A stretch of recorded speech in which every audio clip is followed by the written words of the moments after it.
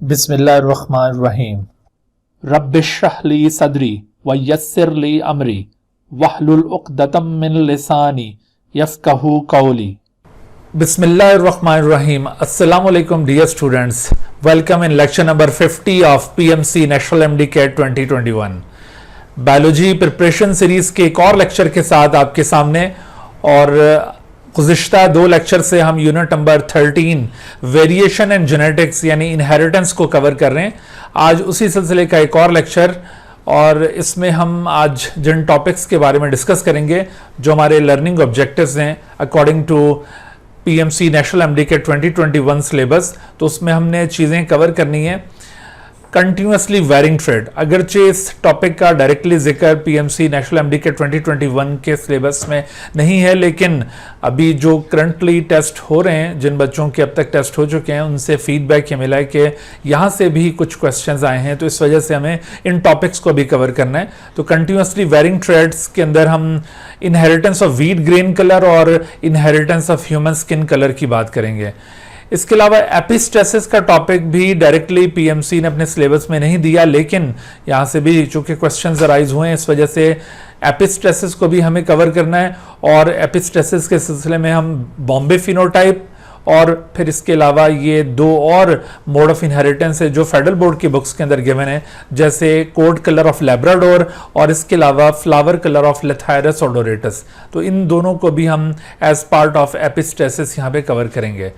अच्छा, इसके साथ साथ आज के इस लेक्चर में हम जीन लिंकेज और क्रॉसिंग ओवर के कॉन्सेप्ट के बारे में भी डिस्कस करेंगे, और इससे रिलेटेड एक और कॉन्सेप्ट होता है जिसे रिकॉम्बिनेशन फ्रीक्वेंसी कहा जाता है। ये पीएमसी सिलेबस के अंदर डायरेक्टली मेंशन है और बड़ा कॉन्सेप्चुअल टॉपिक है, तो आपने पूरी तवज्जो से आखिर तक हमारे साथ रहना है ताकि आप इन तमाम टॉपिक्स से वाकिफ हो सकें और इनसे रिलेटेड जो एमसीक्यूज एमडी कैट्स के अंदर पूछे जाते हैं वो आप अच्छी तरह से उनको सॉल्व करने के काबिल हो सकें। तो आइए लेक्चर का बाकायदा आगाज करते हैं। जी, कंटिन्यूसली वेरिंग ट्रेड्स क्या होते हैं? कंटिन्यूसली वेरिंग ट्रेड जिनको पॉलीजेनिक ट्रेड्स भी कहा जाता है, पॉलीजेनिक इनहेरिटेंस की हम बात कर रहे हैं, जैसा कि आप ये व्हीट ग्रीन कलर देख रहे हैं, या इसके अलावा ह्यूमन हाइट है, या ह्यूमन स्किन कलर है, या फिर ह्यूमन आई कलर है। तो इस तरह के बहुत सारे ट्रेड्स आप देखते हैं जिनकी अल्टरनेटिव फॉर्म्स की तादाद बहुत ज्यादा होती है। जैसे आपको व्हीट ग्रीन कलर में कोई 7 डिफरेंट टाइप के ग्रीन कलर्स की वैरायटीज मिलेंगी, और इसी तरह से ह्यूमन स्किन कलर को देखें तो इससे भी कहीं ज्यादा आपको कॉम्प्लेक्शन के डिफरेंट ग्रेड्स मिलते हैं। ह्यूमन हाइट अगर देख लें तो ये कोई 2-2.5 फीट से लेकर और कोई 7 फीट से ज्यादा हाइट वाले इंसान आपको पूरी पॉपुलेशन के अंदर मिलेंगे। तो कंटिन्यूसली वेरिंग ट्रेड की पहली पहचान तो ये होती है कि इनकी अल्टरनेटिव फॉर्म्स की तादाद बहुत ज्यादा होगी, और दूसरी तरफ ना सिर्फ अल्टरनेटिव फॉर्म्स ज्यादा होंगी बल्कि इन अल्टरनेटिव फॉर्म्स के दरमियान बहुत कम डिफरेंस पाया जाएगा। बहुत माइन्यूट ये डिफरेंसेस शो कर रही होती हैं अल्टरनेटिव फॉर्म्स। जैसे कि आप ये व्हीट ग्रीन कलर में देख लीजिए, तो व्हीट ग्रीन कलर में ये कोई 7 डिफरेंट कलर आपको दिखाई देते हैं, डार्क रेड से लेकर और वाइट तक, यानी 2 एक्सट्रीम फिनोटाइप्स के दरमियान इस तरह से एक रेंज ऑफ फिनोटाइप आपको दिखाई देती है। तो इस तरह के ट्रेड्स चूंकि कंटिन्यूसली वेरी करते हुए दिखाई दे रहे होते हैं, इसी वजह से इनका नाम कंटिन्यूसली वेरिंग ट्रेड्स है।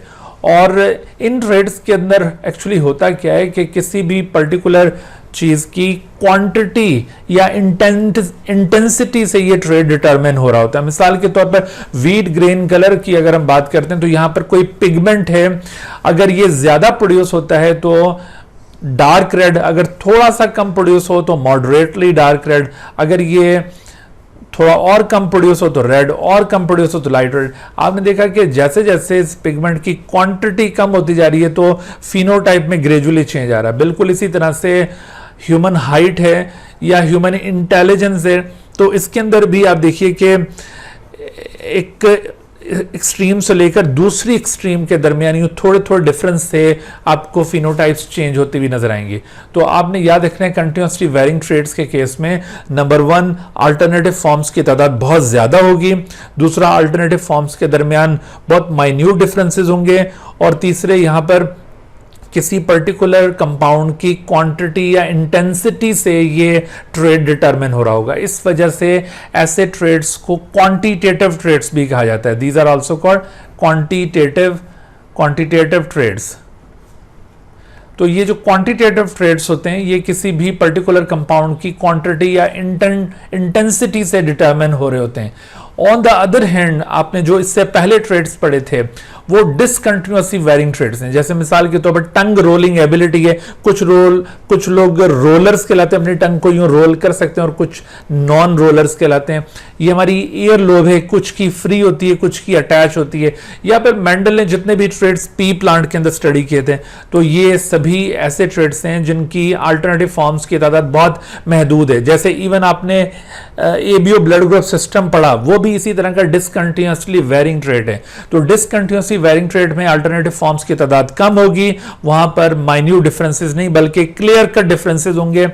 तो जितने भी ये इस तरह के डिसकंटिन्यूअसली ट्रेड होंगे उनको क्वांटिटेटिव के बजाय क्वालिटेटिव ट्रेड्स कहा जाएगा, उन्हें क्वालिटेटिव ट्रेड्स कहा जाएगा। लेकिन continuously varying traits are actually quantitative trades.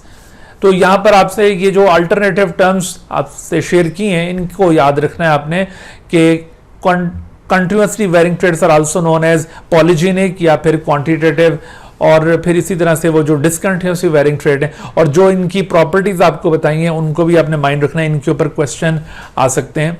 अच्छा, फिर आप यहां पर ये याद रखिए कि जो डिसकंटिन्यूअसली वेरिंग ट्रेड होते हैं they are controlled by single gene locus.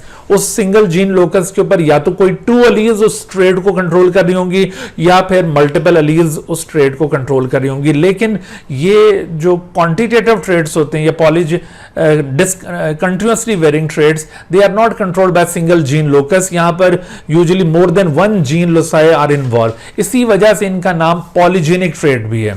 इनकी एक और खसूसियत ये याद रखिए कि ये इन्वायरमेंट से भी इन्फ्लुएंस हो रहे होते हैं, इनके ऊपर इन्वायरमेंट का भी असर होता है। इस वजह से इनको मल्टी फैक्टोरियल भी कहा जाता है। These are also called as multi factorial trait. लेकिन इसके मुकाबले में जो डिसकंटिन्यूअसली वेरिंग ट्रेड है वो मल्टी फैक्टोरियल नहीं है, वो मोनोफैक्टोरियल है, यानी वो सिर्फ जीन्स से डिटरमिन हो रहे हैं, जबकि ये मल्टी फैक्टोरियल है। यहां पर जीन्स के साथ साथ इन्वायरमेंटल फैक्टर्स का भी असर होता है। मिसाल के तौर पर अब देखिए हमारा स्किन कलर है, जब कोई शख्स पैदा हुआ और हो सकता है कि उसके पास बिल्कुल गोरे रंग की जीन्स मौजूद थी, इस वजह से बड़ा फेयर कॉम्प्लेक्शन था उसका पैदाइश के वक्त। लेकिन जैसे जैसे वो बड़ा होता गया और जमाने की जो सितम ज़रीफियां थी उसकी वजह से उसको धूप में एक्सपोज होना पड़ा, तो रफ्ता रफ्ता उसका वो जो फेयर कॉम्प्लेक्शन था वो डार्क होना शुरू हो जाएगा। तो हालांकि देखो उसके पास जीन्स तो फेयर कॉम्प्लेक्शन के थे, लेकिन इन्वायरमेंटल इन्फ्लुएंस की वजह से डार्कनिंग हो गई स्किन में। तो आपने देखा कि इस तरह के जो पॉलीजेनिक ट्रेड्स होंगे उनके ऊपर इन्वायरमेंट का असर होगा। लेकिन दूसरी तरफ जो मोनोजेनिक ट्रेड है, मिसाल के तौर पे एबीओ ब्लड ग्रुप सिस्टम हमने पढ़ा, एबीओ ब्लड ग्रुप सिस्टम के लिहाज से अगर कोई शख्स ओ ब्लड ग्रुप रखता है और पैदाइश के वक्त उसका ओ ब्लड ग्रुप है, तो मरने के वक्त तक उसका ब्लड ग्रुप ओ ही रहेगा, बेशक वो सारी उम्र ए ब्लड ग्रुप वाले लोगों के दरमियान वो जिंदा रहे, इसके बावजूद उसका ब्लड ग्रुप चेंज नहीं होगा। तो ब्लड ग्रुप ये प्योरली एक जेनेटिक ट्रेड था जिसमें इन्वायरमेंटल इन्फ्लुएंस बिल्कुल भी नहीं है, तो वो एक मोनोफैक्टोरियल ट्रेड है। लेकिन ये जितने भी कंटिन्यूअसली वेरिंग ट्रेड्स होते हैं दे आर एक्चुअली मल्टीफैक्टोरियल।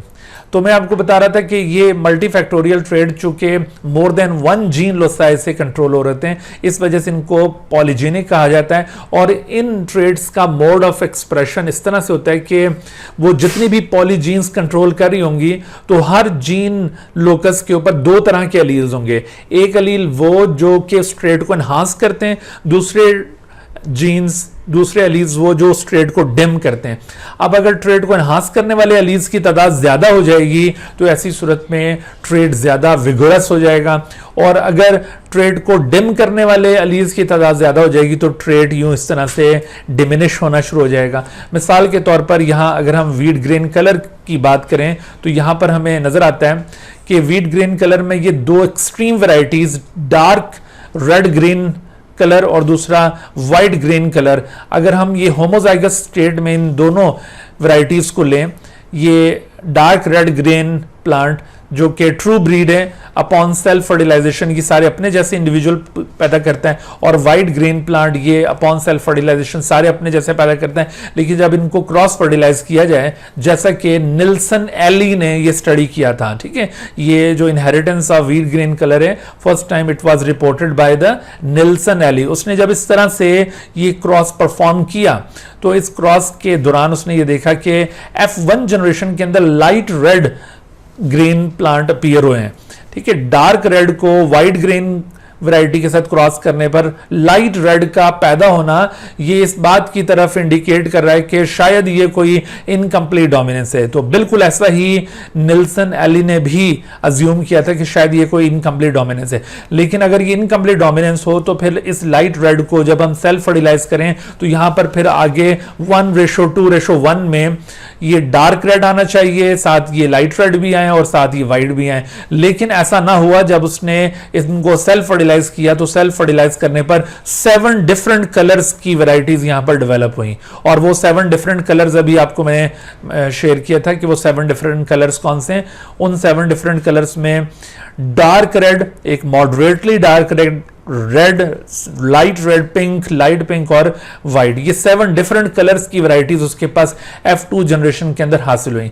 और जब उसने इनका डाटा कलेक्ट किया कि कितना डाटा इसका बन रहा है, तो ये बड़ा सरप्राइज हुआ कि डाटा के अंदर एक बड़ी कंसिस्टेंसी दिखाई दे रही थी कि 2 एक्सट्रीम फिनोटाइप्स जो थी, डार्क रेड और वाइट, ये सबसे रेयर थी, ठीक है। सबसे come out of 64 1 was dark red and out of 64 1 was white, जबकि जो इंटरमीडिएट फिनोटाइप थी वो सबसे ज्यादा प्रोपोर्शन में थी।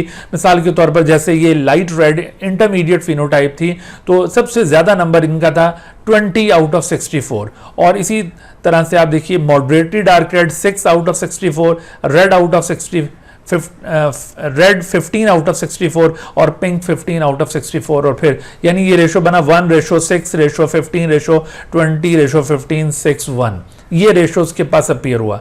तो उसने जब इसको कंक्लूड किया कि भाई ये क्या वजह है, ये इनकम्प्लीट डोमिनेंस तो हरगिज नहीं है, फिर क्या है, तो आखिरकार उसकी समझ में ये बात आई कि ये असल में एक पॉलीजेनिक ट्रेड है, यहां पर मोर देन 1 जीन पेयर्स इन्वॉल्व हैं। तो उन जीन पेयर्स को इस तरह से उसने सिंबॉलिकली शो किया है कि जो पिगमेंट प्रोड्यूस करने वाले एलील्स हैं उनको कैपिटल लेटर से शो किया इसने, ठीक है। तो ये कैपिटल ए, इस लोकस के ऊपर ये दोनों पिगमेंट प्रोड्यूसिंग एलील्स मौजूद हैं। फिर कैपिटल बी, इस लोकस के ऊपर भी दोनों पिगमेंट प्रोड्यूसिंग एलील्स हैं।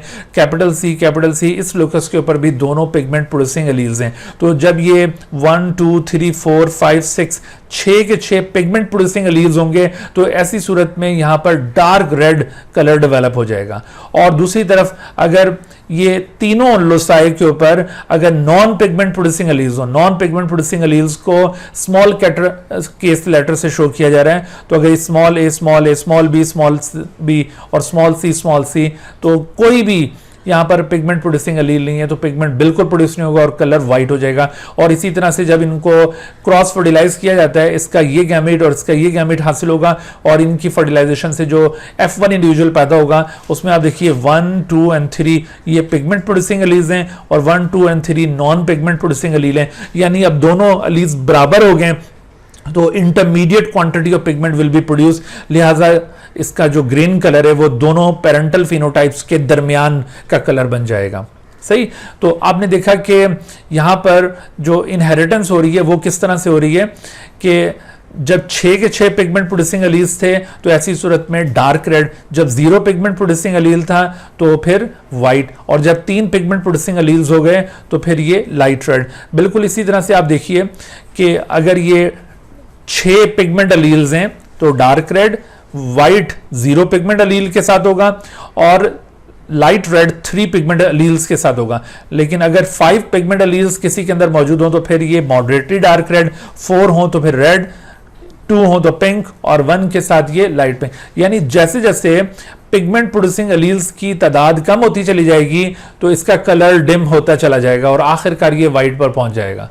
तो इस तरह से जो ट्रेड्स इनहेरिट कर रहे होते हैं ना, ये जो मोड ऑफ एक्सप्रेशन आपने ऑब्जर्व किया, इस मोड ऑफ एक्सप्रेशन को कहते हैं additive way of mode of expression. तो ये जो एडिटिव एक्सप्रेशन होती है ये कंट्रोल हो रही होती है नंबर ऑफ अलील्स के जरिए जो एक पर्टिकुलर इफेक्ट कॉज कर रहे हैं। मिसाल के तौर पर पॉजिटिव इफेक्ट कॉजिंग अलील्स, जो जैसे आपको अभी यहां पे नजर आए कि पिगमेंट प्रोड्यूसिंग अलील्स थे, अगर आप उसको पॉजिटिव अलील्स कंसिडर कर लें, और नेगेटिव इफेक्ट प्रोड्यूसिंग अलील्स जो कि आप यहां पर अज्यूम कर लें नॉन पिगमेंट प्रोड्यूसिंग अलील, तो इनके नंबर से ये उसकी फिनोटाइप डिटरमिन होगी। अगर पॉजिटिव अलील्स का नंबर ज्यादा होगा तो more positive phenotype will be develop, और अगर नेगेटिव अलील्स का नंबर ज्यादा होगा तो more negative phenotype will be develop. यहां पर पॉजिटिव नेगेटिव ये किसी और सेंस में हम यूज नहीं करें, पॉजिटिव और नेगेटिव ये हम उस पर्टिकुलर इफेक्ट को एनहांस और डिम करने के पॉइंट ऑफ व्यू से इन वर्ड्स को इस्तेमाल कर रहे हैं। ठीक है, तो इस तरह से आपने देखा कि ये जो पॉलीजेनिक ट्रेट है वो इनहेरिट करते हैं। तो पॉलीजेनिक ट्रेट की जो इनहेरिटेंस है उसमें आपने नोट किया कि मोर देन 2 अल्टरनेटिव फॉर्म्स यहां पर आपको दिखाई दी हैं, एक लॉन्ग रेंज है अल्टरनेटिव फॉर्म्स की, और उसके दरमियान बहुत माइन्यूट डिफरेंसेस आपने देखे। ऐसे ट्रेड्स को क्वांटिटेटिव ट्रेड कहा जाता है या कंटिन्यूसली वेरिंग ट्रेड कहते हैं, क्योंकि यहां पर कंटिन्यूस वेरिएशन नजर आ रही है। अच्छा, अब देखो यहां पर ये सारी बातें तो आपने याद रखनी ही हैं, लेकिन इसके अलावा यहां पर जो और क्वेश्चंस आपसे पूछे जा सकते हैं वो आपने ये याद रखना है कि वीट ग्रीन कलर में कौन कौन सी फिनोटाइप्स हैं। तो 7 डिफरेंट फिनोटाइप, इनके आपको ये हर एक फिनोटाइप का पता होना चाहिए कि कौन कौन सी फिनोटाइप है। फिर उसके बाद आप इनका ये रेशो जरूर याद कीजिए कि dark red, moderated dark red to red, ये क्या रेशो बना था। और इसमें देखो ये जैसे ये कंप्लीट रेशो 1:6:15 20:15:6:1, एक तो ये रेशो है, लेकिन हो सकता है कि आपसे इनमें कंप्लीट रेशो पूछने के बजाय सिर्फ पूछा जाए कि बताओ dark red to moderated dark red to red क्या रेशो आया था। तो 1:6:15 ये रेशो आया था। इसी तरह से आपसे लाइट रेड और पिंक और लाइट पिंक के दरमियान रेशो पूछ लिया जाए तो कोई से 2 या 3 के दरमियान भी रेशो पूछा जा सकता है, या 7 के साथ ये जो फिनोटाइप्स हैं इनका रेशो पूछा जा सकता है। फिर इनके प्रोपोर्शंस पूछे जा सकते हैं। ये तो रेशो था, प्रोपोर्शन क्या होगा कि किसी भी एक फिनोटाइप का total number out of whole F2 generation. तो F2 जनरेशन में टोटल 64 इंडिविजुअल में से 1 ऐसे थे, 6 ऐसे थे, तो ये प्रोपोर्शन आपसे पूछे जा सकते हैं, ये आपको याद होने चाहिए। और तीसरी अहम चीज वो ये कि आपने ये याद रखना है कि अगर 6 की 6 पिगमेंट प्रोड्यूसिंग अलील्स हों तो डार्क रेड, अगर 5 हों तो फिर मॉडरेटेड डार्क रेड। तो ये पिगमेंट अलील्स वाली की आपने याद रखनी है। ठीक है, तो ये 6 5 4 3 2 1 0, इसको आप ये याद रखिए और इनके साथ करस्पॉन्डिंग फिनोटाइप्स को भी याद रखिए। यहाँ पर कई एक क्वेश्चंस आपसे पूछे जा सकते हैं। मिसाल के तौर पर आपको यूं कोई भी इसका जीनोटाइप इस टेबल में से दिखाया जाए, देखो आप ये टेबल को ऐसे यूं रट्टा मारोगे तो ये याद नहीं होना, आपको इससे रट्टा मारने की जरूरत ही नहीं है। आपने क्या करना है, ये जो आपको की बताइए इसको याद कर लेना है कि 6 हों तो डार्क रेड है, 5 है तो ये मॉडरेटेड डार्क रेड है। मिसाल के तौर पर हमने ये 2 जीनोटाइप्स पिक किए हैं इस टेबल में से, ये जो टेबल F2 जनरेशन का है इसमें से हमने ये 2 जीनोटाइप्स को पिक किया है। और अगर आपसे पूछते हैं कि भाई इनका फिनोटाइप बताओ, तो ये बहुत इजी है इनका फिनोटाइप बताना। वो कैसे, आप देखिए इसमें पिगमेंट प्रोड्यूसिंग अलील्स की तादाद काउंट कीजिए। ये पहला जो जीन पेयर है यहाँ दोनों पिगमेंट प्रोड्यूसिंग अलील्स हैं, दूसरे के अंदर ये नॉन पिगमेंट प्रोड्यूसिंग अलील्स हैं, तीसरे के अंदर दोनों पिगमेंट प्रोड्यूसिंग अलील्स हैं। इसका मतलब है कि 1 2 3 और 4 पिगमेंट प्रोड्यूसिंग अलील्स, और 4 के साथ देखो इसका फिनोटाइप क्या होना चाहिए, रेड। तो ये रेड फिनोटाइप रखता है ये इंडिविजुअल। बिल्कुल इसी तरह से आपसे अगर ये एक और जीनोटाइप यहाँ पे शेयर किया जाए, इसी टेबल में से हमने ये उठाया है और पूछा जाए कि इसका फिनोटाइप बताएं, तो आपने अगेन पिगमेंट प्रोड्यूसिंग अलील्स को काउंट करना है 1 2 3 और 4। तो इसका मतलब है 4 के साथ ये रेड, तो ये भी असल में रेड इंडिविजुअल है। तो आपसे अगर पूछा जाए कि रेड इंडिविजुअल पूरी F2 जनरेशन में कितने प्रोड्यूस हुए थे, तो ये प्रोड्यूस हुए थे 15 आउट ऑफ 64। ठीक है, तो इस तरह से आपने ये गेस करना है। तो आपने देखा कि ये पूरा जो टेबल था ना, इसको रटने की हरगिज जरूरत नहीं है। आप जस्ट ये इस बात को अगर समझ लें, ये 6 के साथ क्या रिजल्ट आएगा, 5 के साथ क्या आएगा, 4 के साथ, तो आप इजीली इसमें से कोई भी जीनोटाइप आपको दिखाया जाए तो आप फौरन से उसको पहचान जाएंगे।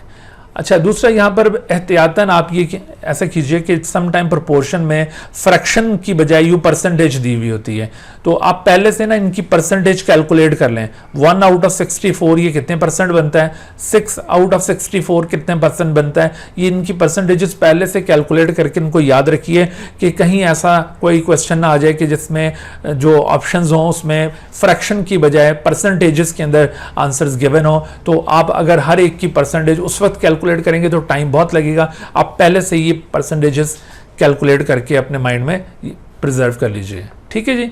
तो अब आप देखें इस हवाले से क्वेश्चन आपसे पूछा जा रहा है कि when a dark red green wheat plant, dark colored green wheat plant is crossed with white colored green wheat plant, what is the proportion of light red green wheat plant in F2 generation? अब देखो अगर dark red को, ये एक extreme phenotype है, white colour के साथ cross किया जाए तो ये दूसरी एक्सट्रीम फिनोटाइप है। तो ऐसी सूरत में बताइए कि लाइट रेड इंडिविजुअल्स कितने आएंगे। तो light red individuals F2 generation में कितने, अभी आपको मैंने शो किया था, लाइट रेड ये इंटरमीडिएट फिनोटाइप है और इसका नंबर था ये 20 आउट ऑफ 64, सबसे ज्यादा ये आएगा। तो ये राइट आंसर बनेगा। अच्छा बच्चों, यहां पर एक और बात याद रखनी है, किसी भी कंटिन्यूसली वेरिंग ट्रेड के मुतालिक अगर आपसे पूछा जाए कि बताइए ये कंटिन्यूसली वेरिंग ट्रेड है और इसकी ये रेंज ऑफ फिनोटाइप है, आपको रेंज ऑफ फिनोटाइप भी बता दी जाती है और पूछा जाता है बताओ कि पॉपुलेशन के अंदर सबसे ज्यादा कॉमन फिनोटाइप कौन सी होगी इनमें से, तो आपने याद रखना है कि वो जो रेंज ऑफ फिनोटाइप आपको बताई गई है किसी भी XYZ ट्रेड के मुतालिक, जिसका आपको बिल्कुल पता भी नहीं है, लेकिन आपको सिर्फ इतना बता दिया गया है कि ये कंटिन्यूसली वेरिंग ट्रेड है और इसकी ये फिनोटाइप्स नेचर में पाई जाती हैं, तो बताइए कौन सी फिनोटाइप कॉमन है। तो आपने क्या करना है कि वो जो इंटरमीडिएट फिनोटाइप होगी ना, दो एक्सट्रीम्स के दरमियान वाली, वो मोस्ट कॉमन फिनोटाइप होगी। ठीक है। और रेयर फिनोटाइप कौन सी होती हैं कंटिन्यूसली वेरिंग ट्रेड्स में, जो एक्सट्रीम फिनोटाइप्स हैं इस एंड पर या फिर उस एंड पर, ये रेयर फिनोटाइप होंगी। मिसाल के तौर पर मैं आपसे पूछता हूं, बताओ कि जो टॉलेस्ट हाइट रखने वाले इंडिविजुअल्स हैं, मिसाल के तौर पर 7.5 फुट कद है उनका ह्यूमन पॉपुलेशन में, बताओ वो दुनिया में बहुत ज्यादा होंगे या बहुत कम होंगे। तो ऑब्वियसली बहुत कम होंगे। इसी तरह से बहुत छोटी हाइट रखने वाले इंडिविजुअल्स भी दुनिया में बहुत कम होंगे। ज्यादातर अफराद की हाइट कैसी होगी, दरमियान वाली हाइट होगी, ना बहुत ज्यादा लंबी हाइट ना बहुत कम छोटी हाइट, दरमियान की हाइट ज्यादा कॉमन होगी। इसी तरह इंटेलिजेंस के पॉइंट ऑफ व्यू से बताइए पूरी पॉपुलेशन में बहुत ज्यादा जीनियस लोग ज्यादा होंगे या फिर बहुत डल किस्म के लोग ज्यादा होंगे, तो ये दोनों ही इत्तेफाक से बहुत कम है। ज्यादातर जो लोग हैं वो हमारे आप जैसे एवरेज जहन रखने वाले लोग हैं, तो ज्यादातर लोगों की जो जहानत है वो एवरेज लेवल की होती है। ये अलग बात है कि किसी की ट्रेनिंग थोड़ी बेहतर हो जाती है तो उनकी जहानत थोड़ी इंप्रूव कर जाती है। जो गॉड गिफ्टेड लोग होते हैं, जो ऑलरेडी जीनियस किस्म के लोग होते हैं, वो बहुत रेयर होते हैं, और इसी तरह से जो बिल्कुल डल लोग होंगे वो बहुत रेयर होंगे। ठीक है जी। अच्छा, अब एक और क्वेश्चन देखिए कि all of the following genotypes of the wheat control red green colour except, तो उसमें आप देखो ये 1 2 3 4 ये तो रेड है। ठीक है, this is red. 1 2 3 this is not red. 1 2 3 4 this is red again, और ये 1 2 3 and 4 this is again red. तो देखिए ये रेड नहीं है, बाकी तीनों रेड है, तो इसका मतलब है कि आंसर बी होगा। तो इस तरह से आपने देखा कि वो टेबल रटना नहीं है, आपने जस्ट ये नंबर ऑफ अलील से उनके फिनोटाइप को डिटरमिन करना है। ठीक है, क्लियर होगी बात। अच्छा, तो एक और क्वेश्चन इसी पॉइंट ऑफ व्यू से कि a wheat plant with this genotype possesses a moderately dark green color. If two wheat plants with the genotypes this and this are crossed, what is the probability of moderately dark red in their offspring? अगर इनको हम यूं cross करते हैं तो moderately dark red का chance कितना होगा। तो अब आप इसको कैसे क्रॉस करेंगे। अब आप देखो, इसको क्रॉस करने का बहुत आसान तरीका है। यहाँ पर देखो, इसको आप देखिए कि यहाँ पर 2 टाइप की गैमेट्स प्रोड्यूस होंगे। आपको मैंने लास्ट लेक्चर में बताया था कि किसी भी इंडिविजुअल से number of type of gamete calculate करने का तरीका क्या होता है। आपने देखना होता है हेट्रोजाइगस पेयर कितने हैं। यहाँ पर एक हेट्रोजाइगस पेयर है, तो एक हेट्रोजाइगस पेयर आप 2 के ऊपर पावर 1 लगाएंगे, और 2 के ऊपर पावर 1 का मतलब है 2।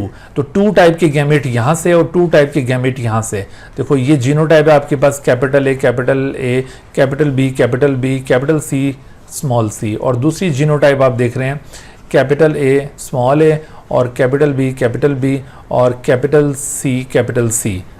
ठीक हो गया। अब यहाँ से 2 टाइप के गैमीट हैं, कैपिटल ए, कैपिटल बी और कैपिटल सी, और कैपिटल ए, कैपिटल बी और स्मॉल सी। यहाँ से भी 2 टाइप के गैमीट्स हैं, capital A, capital B, capital C, और small A, capital B, capital सी।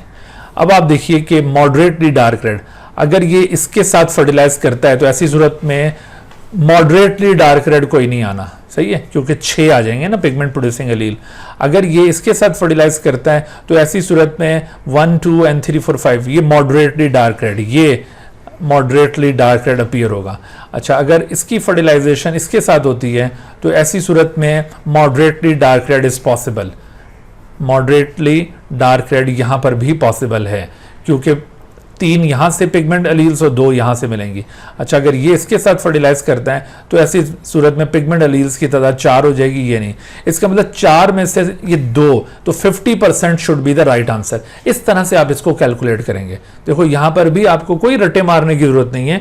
जब भी ऐसा क्वेश्चन आ जाए फौरन यू सॉल्व करना शुरू करें, और जब आप सॉल्व करेंगे तो आप ऑटोमेटिकली राइट आंसर तक पहुंच जाएंगे। तो यहाँ ये चीज़ें ऐसी हैं जो यूं रट्टे मारकर ये चीज़ें कवर नहीं होती हैं। ये आप कॉन्सेप्ट को समझें, और जब कॉन्सेप्ट समझ में आएगा तो जिस सिचुएशन के मुताबिक क्वेश्चन बनाया गया है आप उस सिचुएशन को अंडरस्टैंड करें और फिर उसको सॉल्व कर लें। इस तरह से ये क्वेश्चन सॉल्व होंगे। अच्छा, उसके बाद फिर एक और मॉडल है इनहेरिटेंस का, वो है inheritance of human skin colour. ये भी एक कंटिन्यूसली वेरिंग ट्रेट है। तो यहाँ पर एक अंदाजे के मुताबिक कोई 3 जीन्स जिनका रोल डिटरमिन हुआ है, और अभी ये गुमान है कि इससे भी ज़्यादा जीन्स इन्वॉल्व हैं ह्यूमन स्किन कलर को कंट्रोल करने में। बहरहाल ये 3 जीन्स जिनका रोल डिटरमिन्ड है, उस लिहाज से आप देखिए ये एक पॉलीजेनिक ट्रेड बन गया। इसमें ये gene A actually it is involve in the permanent survival and proliferation of and migration of the melanocyte. Melanocyte हमारे स्किन के अंदर खास किस्म के सेल्स होते हैं दैट प्रोड्यूस मेलानिन। तो ये मेलानोसाइट इनकी सर्वाइवल, इनकी प्रोलिफरेशन यानी डिवाइड करके आगे बढ़ें और ये माइग्रेट करें पूरी स्किन में, ये ज़रूरी है पिगमेंट डेवलप करने के लिए। तो जीन ए इस चीज़ के लिए रिस्पॉन्सिबल है। जीन बी जो है encodes an enzyme tyrosinase which is involved in the production of melanin from the tyrosine। Tyrosine से ये मेलानिन प्रोड्यूस होता है। बाजू का ये वाली बात एमसीक्यू में पूछी जाती है, इसको याद रखिएगा कि मेलानिन कहाँ से प्रोड्यूस होगा, टायरोसिन से, और जो एंजाइम इसमें इन्वॉल्व है टायरोसिनेज है। तो ये जीन कैपिटल बी इसको इनकोड कर रहा है। Capital C is primarily responsible for the determining whether pheomelanin is to be produced और यूमेलानिन। असल में देखो ये जो फियोमेलानिन होता है ना, वो थोड़ा सा रेडिश ब्राउन पिगमेंट होता है, और यू मेलानिन ये थोड़ा ब्लैकिश ब्राउन पिगमेंट होता है। तो जैसे ये आप जो पॉपुलेशन इंडिया, पाकिस्तान, श्रीलंका वगैरह इस जगह पे देखते हैं, तो यहाँ पर जो मेलानिन है वो थोड़ा सा ब्लैकिश ब्राउन है। लेकिन अगर आप ये चाइनीज़ और फिर ऊपर यूरोपियन साइड पे चले जाएं या अमेरिकन में देखें, तो वहाँ पर जो मेलानिन है वो दरअसल फ्यू मेलानिन प्रोड्यूस हो रहा है। इवन अफ्रीका में भी यू मेलानिन पाया जाता है। तो ये 2 तरह का मेलानिन है। तो अब कौन सा मेलानिन प्रोड्यूस होना है, तो ये जीन सी से डिटरमिन होगा। अब आप देखिए कि यहाँ पर इन 3 जीन्स की कम्बिनेशन से डिफरेंट जीनोटाइप्स पॉसिबल हैं, और फिर मुख्तलिफ किस्म की फिनोटाइप्स उससे अराइज होंगी। जैसे मिसाल के तौर पर अगर किसी इंडिविजुअल के अंदर स्मॉल ए, स्मॉल बी और स्मॉल सी है, तो ये तीनों की वजह से क्या होगा कि पिगमेंट की प्रोडक्शन बहुत कम हो जाएगी। यानी स्मॉल ए असल में ये प्रोलिफरेशन, सर्वाइवल और माइग्रेशन ऑफ मेलानोसाइट को इनहिबिट करेगा। स्मॉल बी दरअसल ये टायरोसिनेज को प्रोड्यूस नहीं होने देगा, जिससे मेलानिन प्रोड्यूस ही नहीं होगा। और स्मॉल सी ये थोड़ा सा ये यूं समझ ले कि फियोमेलानिन की तरफ इसकी प्रोडक्शन करवाएगा। यूमेलानिन वो कैपिटल सी से प्रोड्यूस होता है। ठीक है, तो इस तरह से आप देखिए कि यहाँ पर ये बहुत ही लाइट कम्प्लेक्शन डेवलप होना है, बहुत लाइट कम्प्लेक्शन। लेकिन इसके मुकाबले में इस जगह पर आप देखिए capital A, capital B, capital C B और कैपिटल सी, यहाँ पर आपको बहुत डार्क फिनोटाइप मिलेगी। यानी यूं समझ लो कि ये कोई अफ्रीकन है और ये कोई यूरोपियन है, और इन दोनों के दरमियान अगर मैरिज सेट हो जाती है तो ऐसी सूरत में जो बच्चे पैदा होंगे वो कैसे होंगे? ऐसी सूरत में बच्चों का जो फिनोटाइप है ना वो बिल्कुल दरमियान का होगा। यानी उनका कॉम्प्लेक्शन ना वो यूरोपियंस की तरह बहुत गोरा होगा, ना अफ्रीकन्स की तरह बहुत काला होगा, वो ये पाकिस्तानी इंडियंस टाइप के बच्चे पैदा होंगे। ऐसे कलर को कहते हैं मुलेटो। इसके लिए ये टर्म याद रखिएगा, इसे क्या कहता है? मुलेटो। तो ये मुलेटो प्रोड्यूस होंगे, मुलेटो फिनोटाइप विल बी प्रोड्यूस्ड। अच्छा, तो अब ये देखिए ये जो मुलेटो फिनोटाइप रखने वाले इंडिविजुअल्स हैं, इनके दरमियान अगर मैरिज सेट हो जाए, ये याद रखो कि यहाँ पर ऐसा नहीं है कि ये जो इनके ऑफस्प्रिंग्स हैं उनको आपस में हम फर्टिलाइज करवा रहे हैं, ऐसा नहीं, ये तो बहन भाइयों है ना। इंसानों में तो इनका स्टेटस बहन भाइयों वाला है, प्लांट्स या एनिमल्स में तो हम चले इनके दरमियान क्रॉस परफॉर्म कर लेते हैं, लेकिन इंसानों में ऐसा मुमकिन नहीं है। तो ये मुलेटो टाइप के दो फैमिली के ये मेंबर्स हैं और इनके दरमियान अगर हम ये मैरिज सेट करें तो यहाँ पर अब जो ऑफस्प्रिंग्स आएंगे उसमें चांस है कि बहुत फेयर कॉम्प्लेक्शन वाला ऑफस्प्रिंग भी पैदा हो जाए और यहाँ पर चांस है कि बहुत डार्क कॉम्प्लेक्शन वाला ऑफस्प्रिंग भी पैदा हो जाए। जैसे आप देखिए कि हमारे इंडिया पाकिस्तान के अंदर ज़्यादातर अफराद यूँ मुलेटो टाइप के होते हैं, लेकिन बाज़ फैमिलीज़ में बहुत गोरे बच्चे भी पैदा हो जाते हैं और बाज़ फैमिलीज़ के अंदर बहुत डार्क कॉम्प्लेक्शन वाले बच्चे भी पैदा हो जाते हैं। ठीक है, तो इस तरह से ये इनहेरिटेंस हो रही है।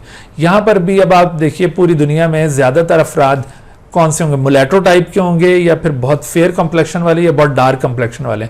तो आपको पता है कि डार्क कॉम्प्लेक्शन वाले अफराद भी दुनिया में रेयर हैं, कम हैं, और फिर जो बहुत फेयर कॉम्प्लेक्शन उनकी भी तादाद कम है। ज़्यादातर पॉपुलेशन आपको ये इंडिया, पाकिस्तान, बांग्लादेश इन इलाकों में मिलती है पूरी दुनिया की पॉपुलेशन, और यहाँ पर ये मुलेटो टाइप के लोग मौजूद हैं। तो आपने नोट किया कि ये जो कंटिन्यूसली वेरिंग ट्रेड्स होते हैं इनमें इंटरमीडिएट फिनोटाइप इस तरह से बहुत ज़्यादा होती है और बाकी जो फिनोटाइप्स हैं उनका प्रोपोर्शन कम होता है। तो जब भी इनका आप डाटा लेकर इस तरह से ग्राफ की फॉर्म में रिपोर्ट करते हैं ना, तो ये ग्राफ यूँ एक बेल शेप ग्राफ बनता है। लेकिन डिसकंटिन्यूसली वेरिंग ट्रेड का ग्राफ बनाया जाए इस तरह से, एक 2 डायमेंशनल हिस्टोग्राम बनाया जाए, तो वो हिस्टोग्राम इस तरह का बेल शेप हिस्टोग्राम नहीं होगा। उसमें डिस्टिंक्ट 2 बार्स होंगी, एक बार ज़्यादा होगी और दूसरी बार कम होगी। जैसे आप टंग रोलिंग की एबिलिटी ले लें या फिर किसी और ट्रेड को आप ले लें, तो उसमें इस तरह से डाटा यूँ वेरी करेगा। लेकिन आप अगर कोई भी कंटिन्यूसली वेरिंग ट्रेड का डाटा लेंगे तो हमेशा उसमें यूँ बेल शेप ग्राफ नज़र आएगा। अच्छा, उसके बाद अब हम आगे एपिस्टेसिस की बात करते हैं। एपिस्टेसिस दरअसल एक ऐसा फेनोमेनॉन है जिसमें 2 डिफरेंट लोसाई के ऊपर मौजूद जीन्स एक दूसरे के साथ इंटरेक्ट करती हैं। मिसाल के तौर पर ये एक लोकस 1 है और दूसरी तरफ ये एक लोकस 2 है। तो अब लोकस 1 के ऊपर कोई एक जीन पेयर मौजूद है, लोकस 1 के ऊपर सपोज ये जीन पेयर है, और लोकस 2 के ऊपर सपोज कीजिए ये जीन पेयर है। तो लोकस 1 का कोई जीन, बेशक वो लोकस 1 का डोमिनेंट जीन हो या वो लोकस 1 का रिसेसिव जीन हो, कोई भी हो सकता है, वो अगर लोकस 2 के जीन के साथ इंटरफेयर कर रहा है, इंटरेक्ट कर रहा है उसके साथ और उसकी एक्सप्रेशन को चेंज कर रहा है, तो ऐसी सूरत में आप इस इंट्रैक्शन ऑफ जीन को एपिस्टेसिस कहेंगे। ये डोमिनेंस से बिल्कुल मुख्तलिफ है। हमने लास्ट लेक्चर में डोमिनेंस रिलेशन पढ़े थे। डोमिनेंस रिलेशन भी इंट्रैक्शन ऑफ जीन्स था, बट वो एक ही लोकस के 2 कंट्रास्टिंग अलील्स के दरमियान इंटरेक्शन था, लेकिन यहाँ पर 2 डिफरेंट लोसाई के जीन्स के दरमियान इंटरेक्शन हो रहा है। तो डोमिनेंस और एपिस्टेसिस में आपने ये डिफरेंशिएटिंग पॉइंट्स याद रखने हैं कि dominance involves the single gene pair of alleles, जबकि it involves pair of 2 pairs of alleles। यहाँ पर gene suppresses the expression of its own allele, लेकिन यहाँ पर gene suppresses the expression of allele on the other gene, और फिर only the recessive allele is suppressed। Dominant हमेशा गालिब आ जाती है और जो रिसेसिव सप्रेस होती है। जबकि यहाँ आप देखेंगे कि हो सकता है कि ये जो जीन है, ये वाला जीन एपिस्टैटिक बन जाए, ये इसकी डोमिनेंट की एक्सप्रेशन को हाइड कर दें, या हो सकता है कि रिसेसिव की एक्सप्रेशन को हाइड करें।